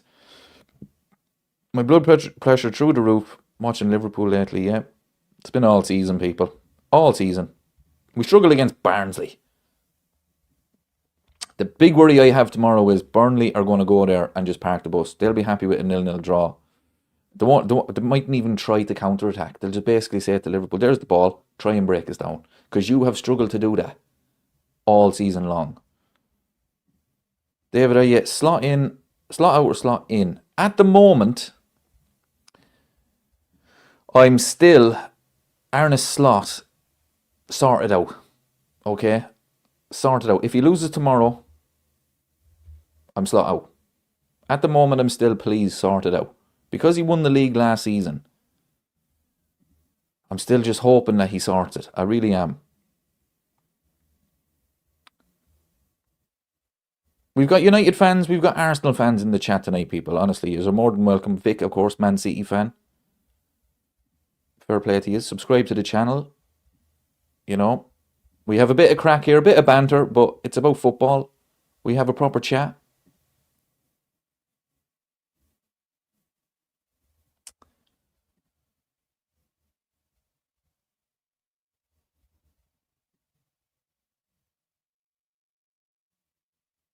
Eliza John says, even though we are on a good unbeaten run, we still haven't been impressive. People, it's one of the worst unbeaten runs in history. I mean, yeah, it looks good. We haven't lost in, is it eight? 8 games? Other than the Arsenal game, where we were brilliant, excellent, should have won the game. It's been Leeds, it's been Wolves, Fulham. You know, teams we should be beating and we didn't. We didn't beat them all. So it's not been impressive. But tomorrow has to be, it has to be a win. 3 points. That's all that matters.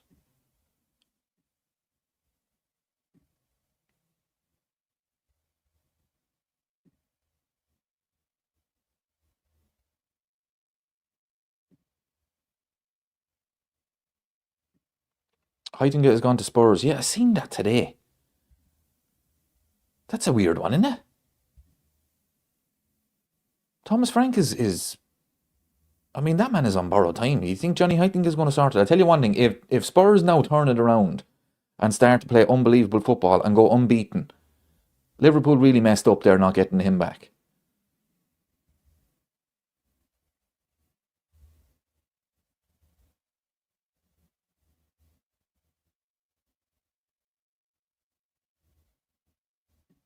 Unbeaten in 11. Come on, guys. Back the manager, please.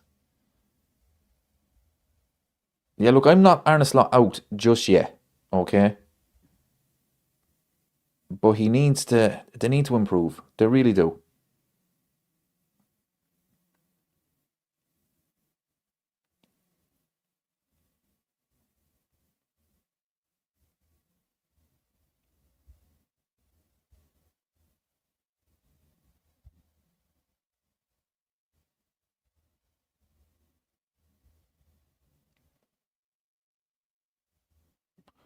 Aaron says, people treating Alonso as the best thing since sliced bread. We beat his Leverkusen team 4-0. Good point. And beat his Madrid team 1-0. Very good point. He also plays with 3 centre-backs, which we don't have. So Alonso in is dumb. I wouldn't say it's dumb. People are entitled to their opinions. You can disagree, of course. For me, I said it before. I've said it a long time. I think the jury is still out. I think the jury is still out on Alonso. I mean, the Bundesliga is crap, let's be honest. He did lose the Europa League final 3-0. They didn't even try. Yeah, the jury is still out, but I am impressed with him. And he has the Liverpool connection as well. The fans will love him straight away. United fan 354 says, David, who would be your best recommendation for us to replace Amorim? That's a great question. It really is. That is a great question because I've said it before on this channel. The amount of crap managers in the Premier League, they're all mid-table managers. Thomas Frank, when he was at Brentford, he gets mid-table. Wow, amazing. What a genius. He goes to Spurs pretty much the same season. He can't do it. Glasner, for me, I think he's a mid-table manager. So I really don't know. I really don't know. Who would you think, actually? Yeah, you answer the question. Who would you like to replace Ruben Amorim? Because I'm shocked they got rid of him. I think they should have kept him for at least the summer. I mean, who else have you got out there? What I think Man United need. And look, as you know, I'm not a fan of Man United, of course. Man United need a manager to go in there that has no connection to Alex Ferguson and the glory days. And he needs to start fresh. And they need to get his ideas on the pitch and off the pitch. And it needs to be his, if you like, his club. That's what Liverpool did with Jurgen Klopp. He was the manager. He wasn't the head coach. He was the manager. And that's what Man United need. Who that man is, I don't know. But we'll have to wait and see. But let me know who you think should get the job. Or who you want to get the job. Logan 5 run. Thank you very much for the super chat. Do you think players will think twice before joining Liverpool as long as Slot is here? Or do you think it's director of football problem? That's a great question too. I think being 14 points behind Arsenal, playing pretty bad football, let's be honest. It's woeful. Half the fan base don't really want Arne Slot there. I don't know. I think money talks.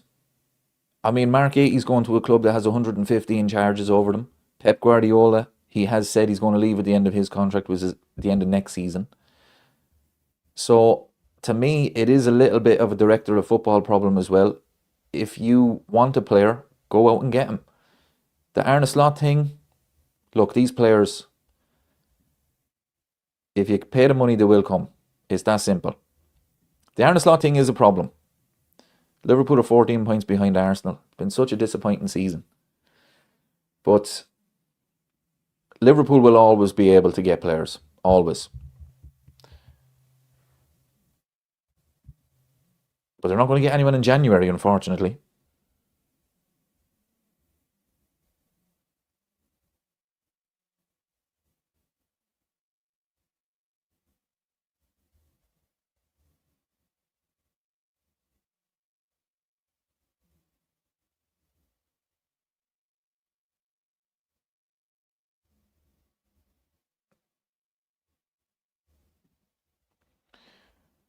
Hi Dave, do you think Slotterbeck would be a good centre-back for us in your opinion? I haven't seen a lot of them, to be honest with you. I really haven't.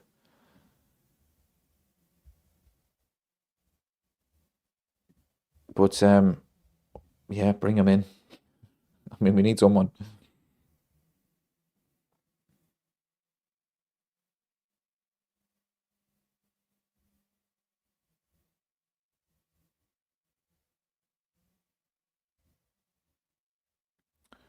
Slot and his shitty coaching staff is the big problem. We are so far behind this season. What coaching staff? How dare you? You can't criticise a coaching staff that isn't there. He's got an assistant manager I don't think does anything. He had a set-piece coach that definitely didn't do anything. So how dare you criticise somebody that isn't even there?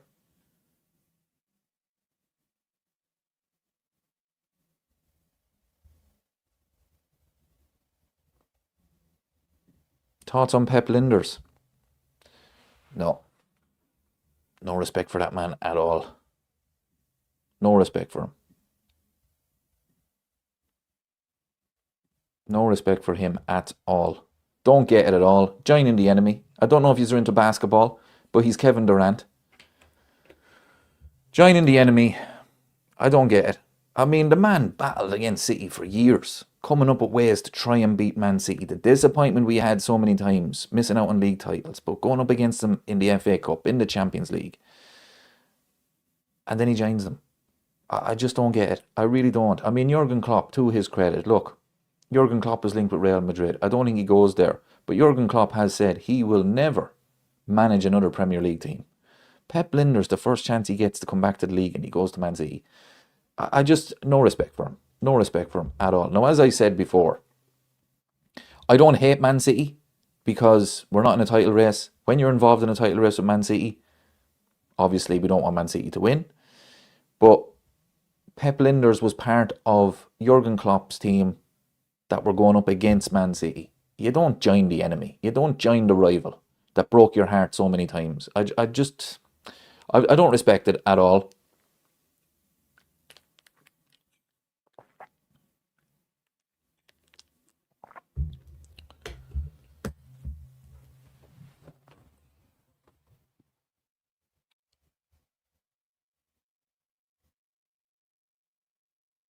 Okay, Vic and United fan 354 have started a little bit of a debate.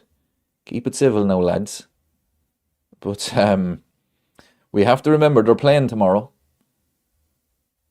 So that's going to be interesting. Hopefully the two of you are in the Liverpool watch along after the game. And we'll see who's smiling.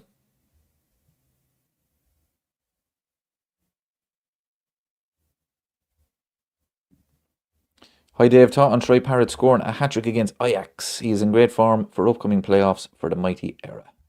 Yeah, I was delighted for him. I really was. Delighted for him. That man needs to make a move to the Premier League. And let's test him here. But yeah, I mean, he's in great form. I don't know if Evan Ferguson is going to be fit for it. But Troy Parrott, yeah, it's good to see him getting a bit of form now as well. I mean, I would love, absolutely love for Ireland to get to the World Cup. I said it before, people, not the biggest fan of international football. I think it's boring. But when you have something on the line, them games are brilliant. Excuse me. Them games are brilliant when there's something on the line. And Ireland have something on the line. A chance to get to the World Cup. I absolutely hate friendlies.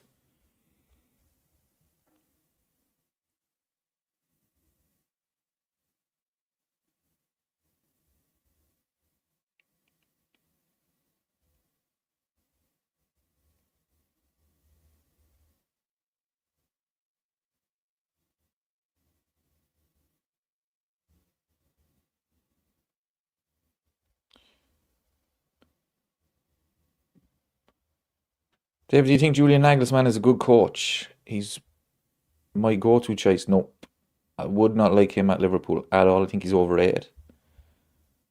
I think he's a bit of a attention seeker, if I'm being honest. All these fancy suits he was wearing. I don't know if he still does that. But when he was at, where was he at? Was it, where was he at? Anyway, wherever he was at in Germany. All these fancy suits he was wearing. Bit of an attention seeker. I don't think he's a good coach. Was it Leipzig? Hoffenheim, yeah.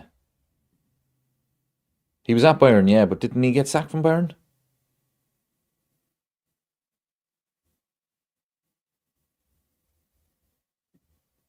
Are there even a double-digit number of good coaches around right now? Look, I'll give you the perfect example of this, Vic. This is a good question. So Gary Neville was on Stick to Football. Now, as you know, I can't stand Gary Neville, but anyway. He was talking about his choice for Man United manager.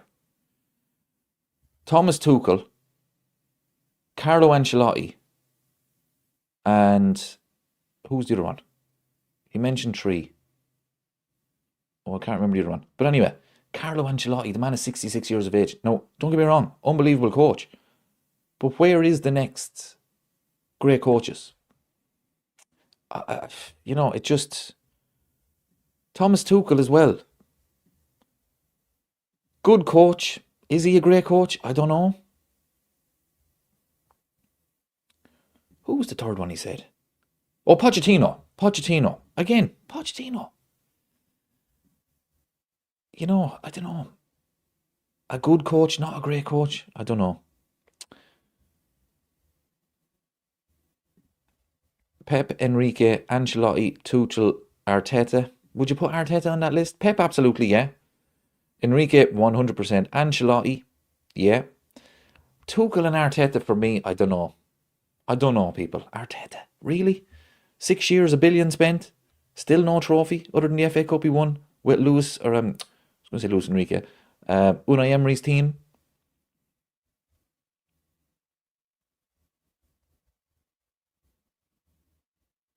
Tom says Vincent Kompany. I don't rate Vincent Kompany at all. He's in Germany. Look, if he wins the Champions League, okay, I'll say I was wrong about him. But I don't think that's going to happen.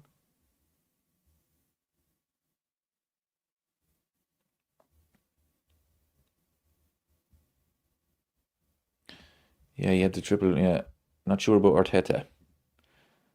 I don't look. Even if Arteta was to win the league this season, I wouldn't put him up there as a great coach. I really wouldn't. Vic says Arteta reminds me of Klopp, but without the trophies. Really? I don't know, people. I'll tell you one coach I think is going to be the next big thing, or one of. Cesc Fabregas. I think he has potential. And that's another one that I think Liverpool should be looking at.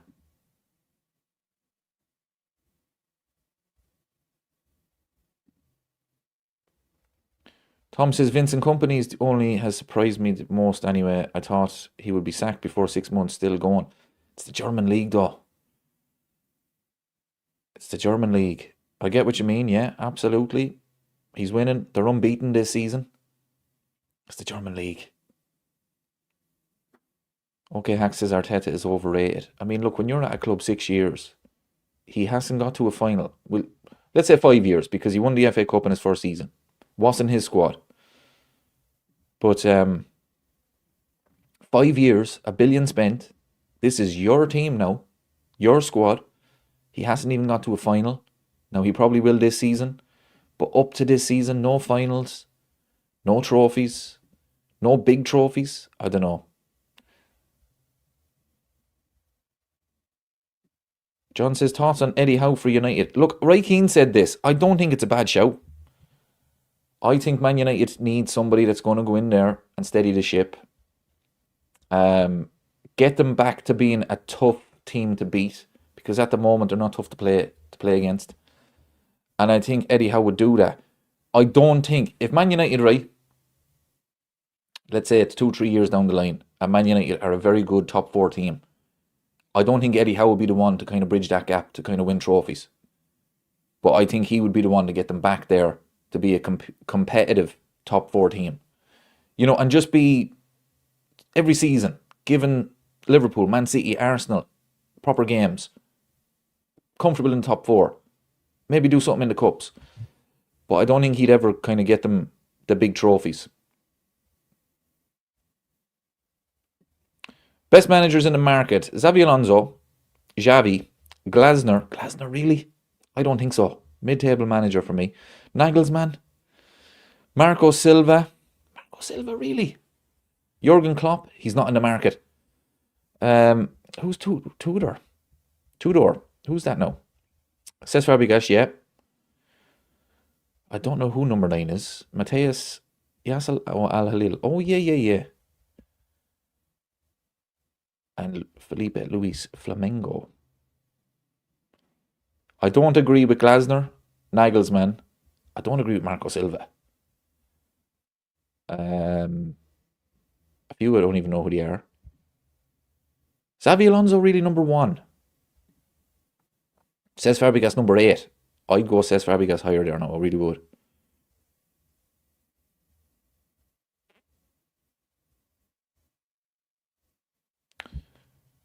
Eliza John says, United will eventually come good again. That is why it's so important to make hay while the sun shines. That's my biggest fear, that they do come good again. United will win again. Remember Gary Neville said that in 2018? 8 years ago. Man United will win again. Salah will leave. Salah will leave. Said that 8 years ago.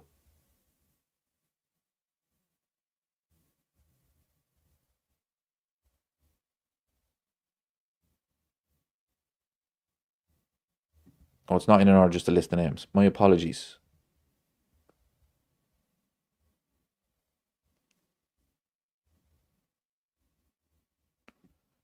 Inzaghi. Yeah, he's decent, to be fair. 2 Champions League finals. Don't like his brother. Just throwing that out there now, people. I think you know why. Do not like his brother.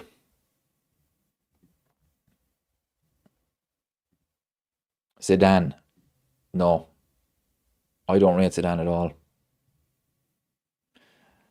I think Zidane is very, very clever at what he's doing. He is waiting for either France, who have the best squad in the world, or he's waiting for a team, maybe PSG, that are ready to win the Champions League. He's not going to go to United, where they need a rebuild. He's very, very clever, Zidane. He really is. Like that Real Madrid he stepped into. Like, okay, he won 3 Champions Leagues in a row. Unbelievable achievement. Fair play to him. That Real Madrid team was unbelievable. It really was. And I know, I get the whole, you have to manage these superstars and you have to get the best of them. Yeah, fair play to him. But I don't know.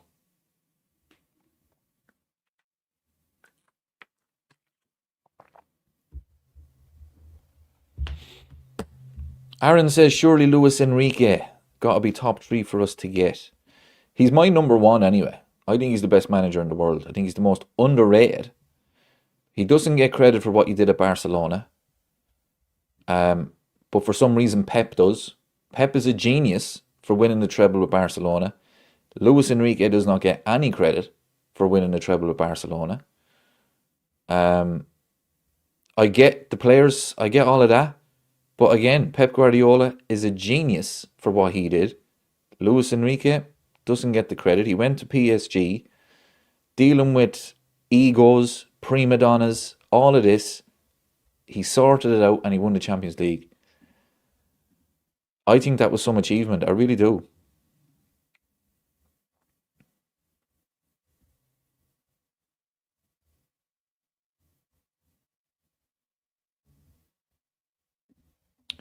Ruben Amorim and Enzo Maresca are also good managers, lads. Let's not judge them based on terrible boards.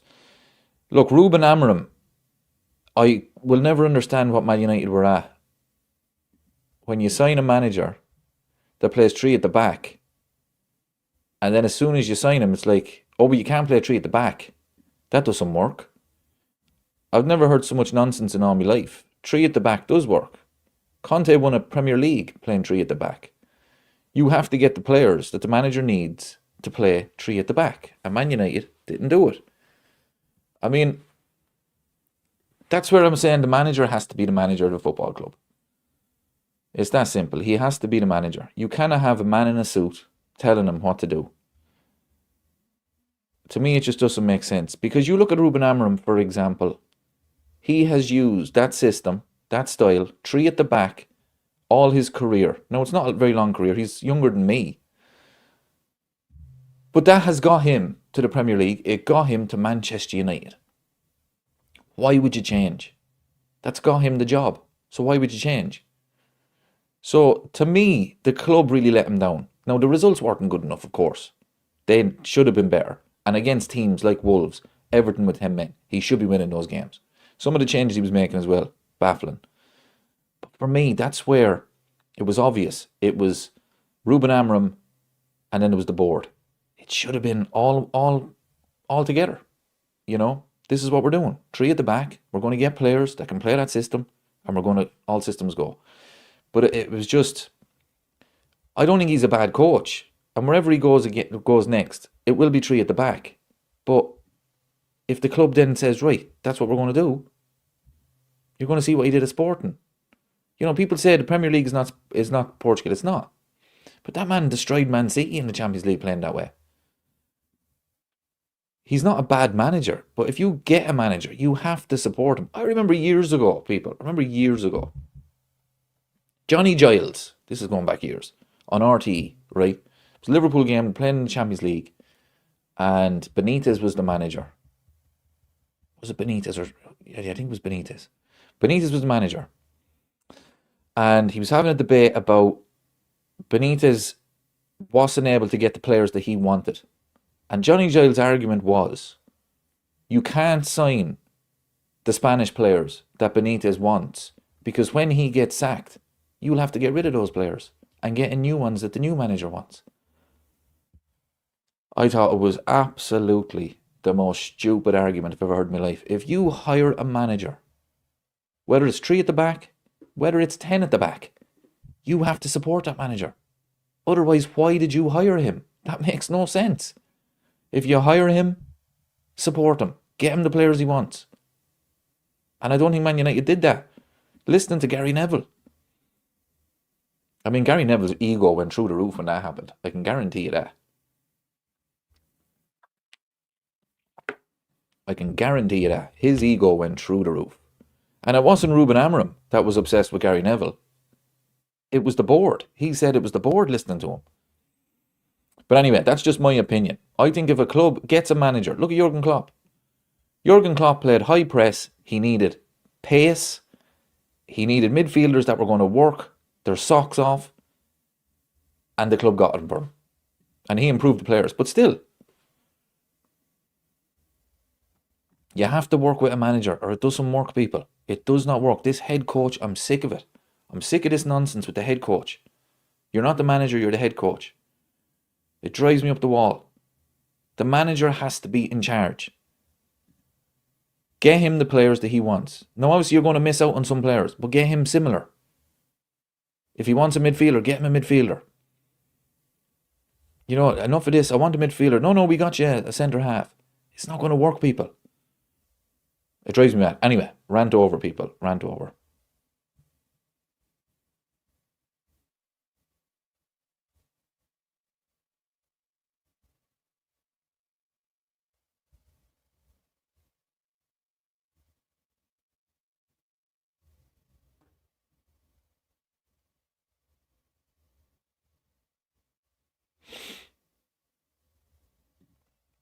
Yeah, 100%. You're the effing manager. Yeah.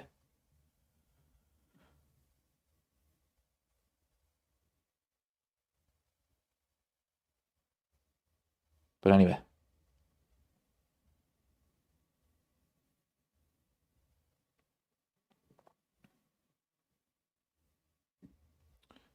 Kevin says Klopp was something else, although he was a pairing with his assistant. Them two were geniuses together. They couldn't work without each other. What was his name? What was his assistant's name? Oh, I can't think. Oh, what was his name? Peter Taylor. Is that his name? Am I right? They were geniuses together. They won 2 European Cups together, but they couldn't work without each other. But them two were in charge of everything. Everything. You go back to any successful club, really dominating club. It's the manager, people. They had a manager. Bill Shankly came into Liverpool. He was the manager. He was the main man. Jurgen Klopp only recently, the main man. Alex Ferguson for 26 years was the main man. Everything went through him. Pep Guardiola is the manager. Mikel Arteta is the manager. Unai Emery is the manager at Aston Villa. It does some work. Chelsea, Man United, Liverpool now, unfortunately, have gone down the head coach road. It doesn't work. Yeah, it was Peter Taylor, yeah. Him and Brian Clough were brilliant together.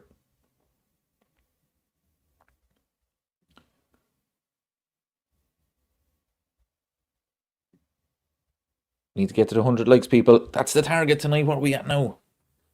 86. So close, people. So close.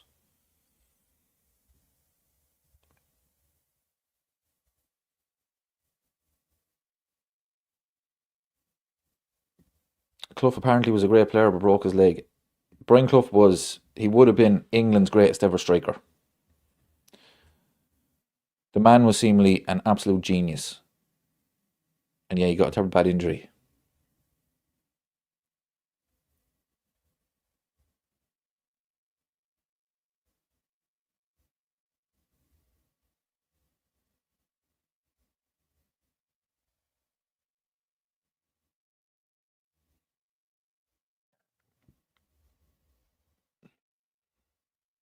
But yeah, that's my point. Anyway, that was my point. Brian Clough, he was the manager. Can you imagine now if Brian Clough, for example, had someone in a suit telling him, no, this is what you have to do. No, we're not getting you that player because we got you this player. People, it doesn't work. I don't get it. I don't get why clubs are doing it. I think it's the influence of America, if I'm being honest. As you know, maybe you don't. I'm a huge NFL fan. That's the way to do it in America. They've got the general manager, he picks all the players, and they've got the head coach. And he just coaches them. That's it. And he's in charge of the assistant coaches and all of that. But as far as the general manager, he's the one. He goes into the draft. Anybody see that film Moneyball with Brad Pitt? At the start of that film, Brad Pitt is talking to the head coach outside the office. And the head coach wants a new contract. And Brad Pitt says, I'm going to pick a team here for you and then I'll look at your contract. He went in with the scouts to pick all the players. The head coach wasn't in the room. People, I don't know why football has gone down that road. I just don't get it. I just don't get it. To me, it does not work. Show me where it has worked. Where a team has dominated going down that road. I just don't understand it.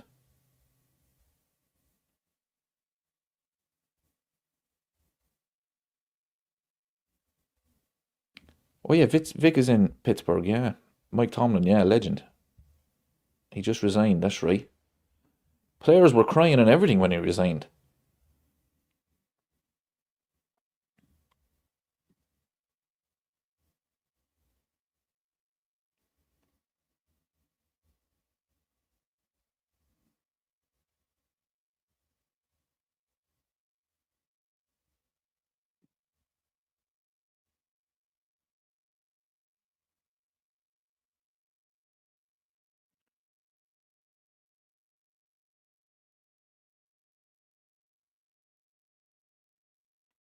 Dave, if you look at Clough at Leeds, Taylor wasn't with him and he failed. Taylor was at Brighton and failed. With Clough, they were a match made in heaven. Oh, they were perfect together. They really were. They were in charge of everything at that football club. Everything. And guess what? It worked.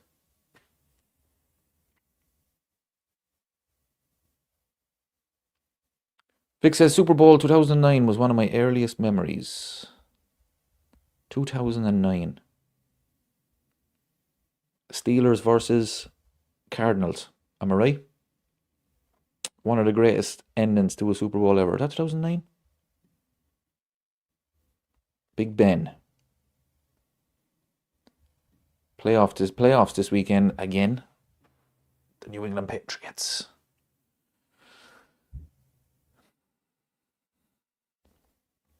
Eliza John is not a fan of the NFL. American football would sooner look at two flies fighting.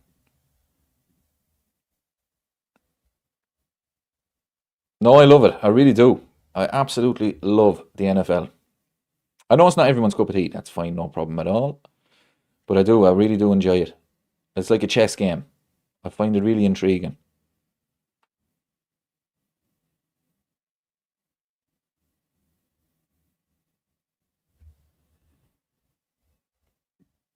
'89 Super Bowl, I think. Chicago Bears, Mike Ditka, Walter Payton, and William the Fridge Perry. That was the 86, 85, 86 season. Chicago Bears. They beat the New England Patriots. Didn't they? Yeah, they did, yeah. Walter Payton was in tears after the game because he didn't score a touchdown. They destroyed them. They won easy. But he was devastated he didn't score a touchdown. Sad story, I thought. Do we know Kevin O'Brien? Who's Kevin O'Brien?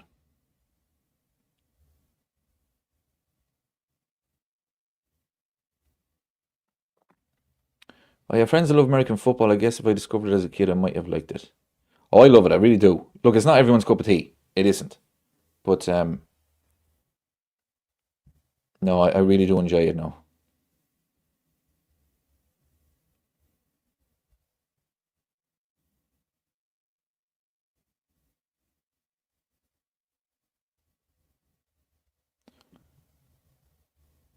"96 likes, people. We've only 4 away from the target. We're so close. We're so close, people.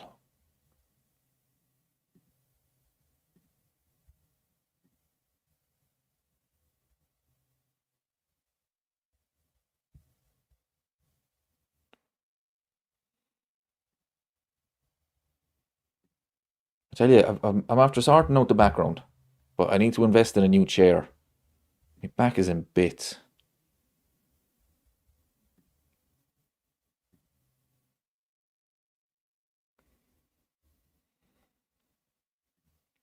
Liverpool not on TV in the UK again tomorrow. Feels like it's been us a lot. They're on Premier Sports, my friend.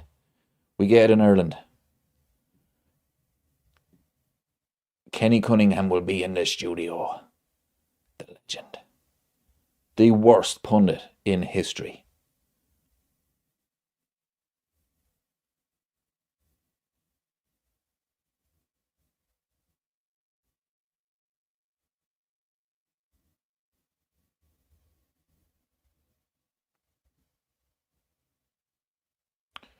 Kevin O'Brien must be a household name in Ireland. No, he's the best Irish cricketer of all time.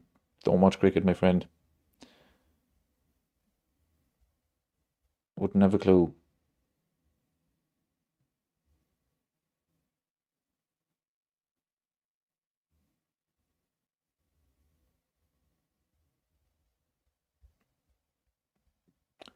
Wouldn't have a clue about cricket. Any sport that has to break for tea. Not for me.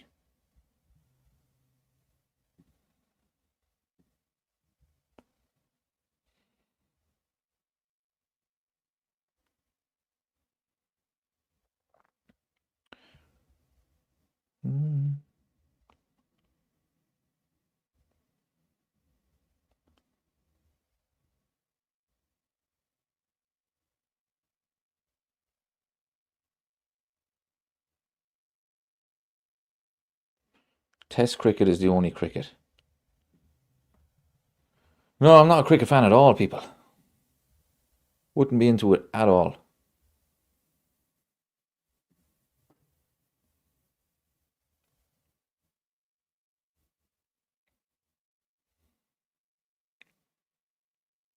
Long story short, he helped Ireland beat England in a World Cup. It's like Haiti beating France and O'Brien scoring a hat-trick in football terms.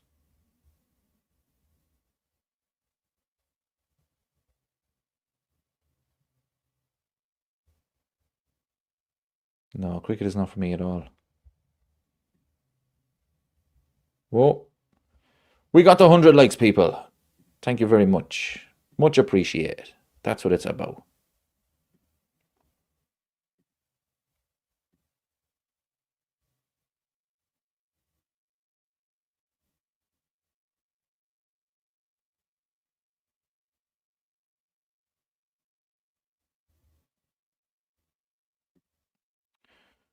Unfortunate for you guys not to get Guehi, to be honest, but I guess you were not going to give him 300 grand a week.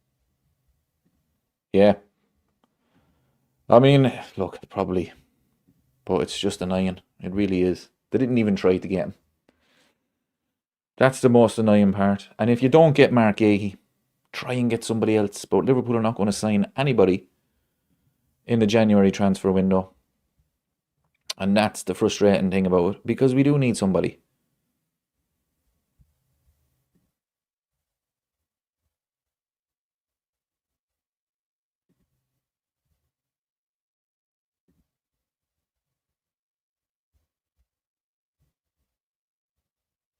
We do need somebody.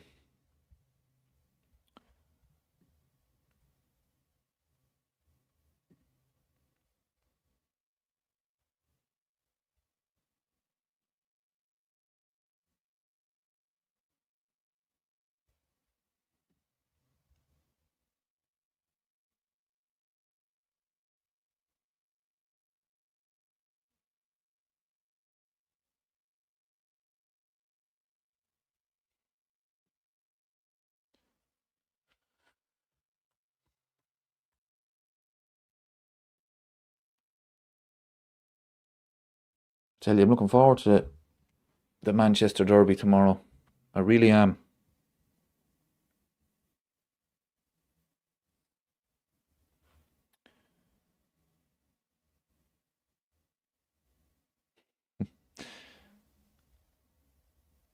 So I'm reading this here, people. Man City have spent more money since Pep's arrival than Bayern Munich have spent in their 126-year history.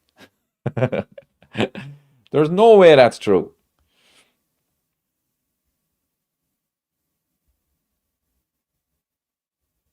There's no way that's true.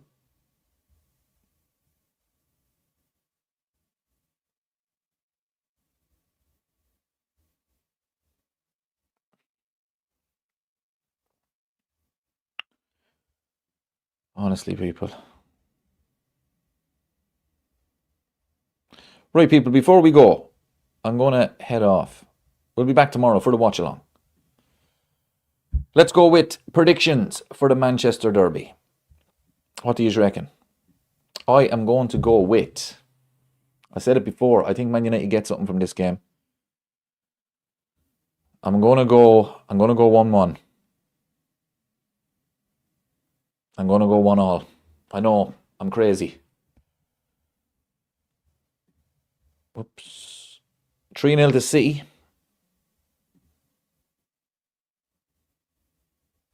Thanks, Eliza John, for joining again. Hopefully talk to you tomorrow. He's going 2-2. Marcus is going 3-0 to City. I hope you're right, my friend. I really do. But I think it's going to be a draw. 2-2. The United fan is going 4-1 City. Wow. Aaron is going 2-1 to City. Kevin is going 3-1 to City. G-Fan B is going for 1-1. I think it will be 1-1. I'm going to go for a draw. I think Man City are dodgy at the back. Marc is not going to play tomorrow. Robbie's going 2-0. Whoops.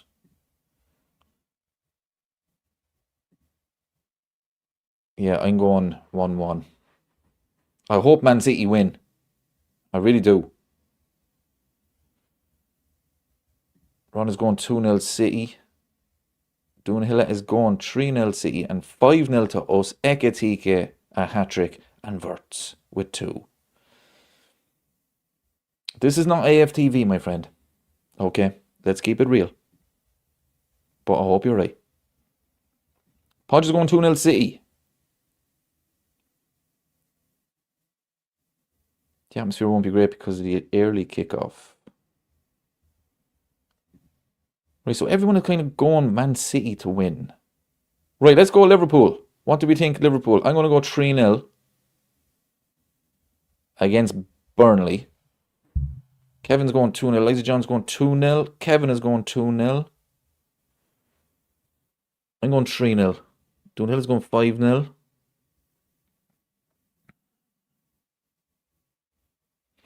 United fan 354 says, whoops, where am I? After losing it, whoop, hold on. Where's it gone? Oh yeah, sorry, he was talking to Eliza John.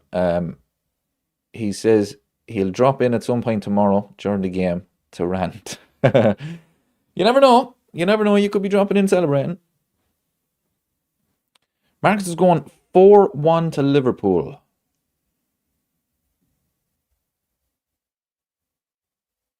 Ron's going 2-0. Robbie 3-1. Michael is going 2-1.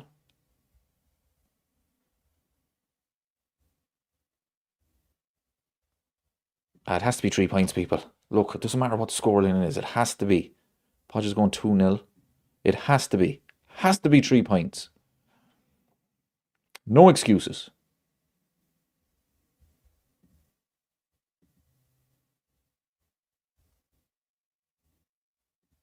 Logan 5 run is going 3-0. Yep, same as myself. It has to be win, people. I'm not even joking. I mean, I will be fuming. Absolutely fuming. David, if you lose, does he get the sack on the spot? Nope. Of course not. But he will lose the fans. 100%. He will. Kevin says, like the background. Yep.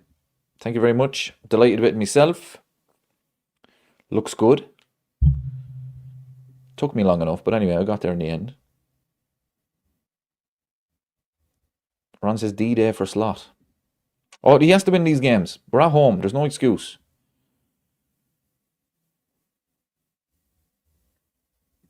Marc says Slot really has to look at himself. If you lose to them or even draw, you have improved recently. Yeah. No excuse, people. And as well, Slot will get all the criticism if we don't win. But this is on the players as well. We have to beat Burnley. We have to. I mean, it's a sad state of affairs, people, where I'm not overly confident. Well, no, I am, because I said 3-0. But I'm still kind of... They have to win this game. Okay? Whereas if this was years ago and we're playing well and we're top of the table, or even last season, you'd say, yeah, standard. Easy win. It's just not that way this season, people. It just isn't. Right, everybody, I'm going to head off. Jeez, 11 o'clock. Time flies when you're having fun, people. So yeah, I'll talk to you all tomorrow. Hopefully it's 3 points for Liverpool. Easy. No drama. But it's Liverpool, we don't do that. So,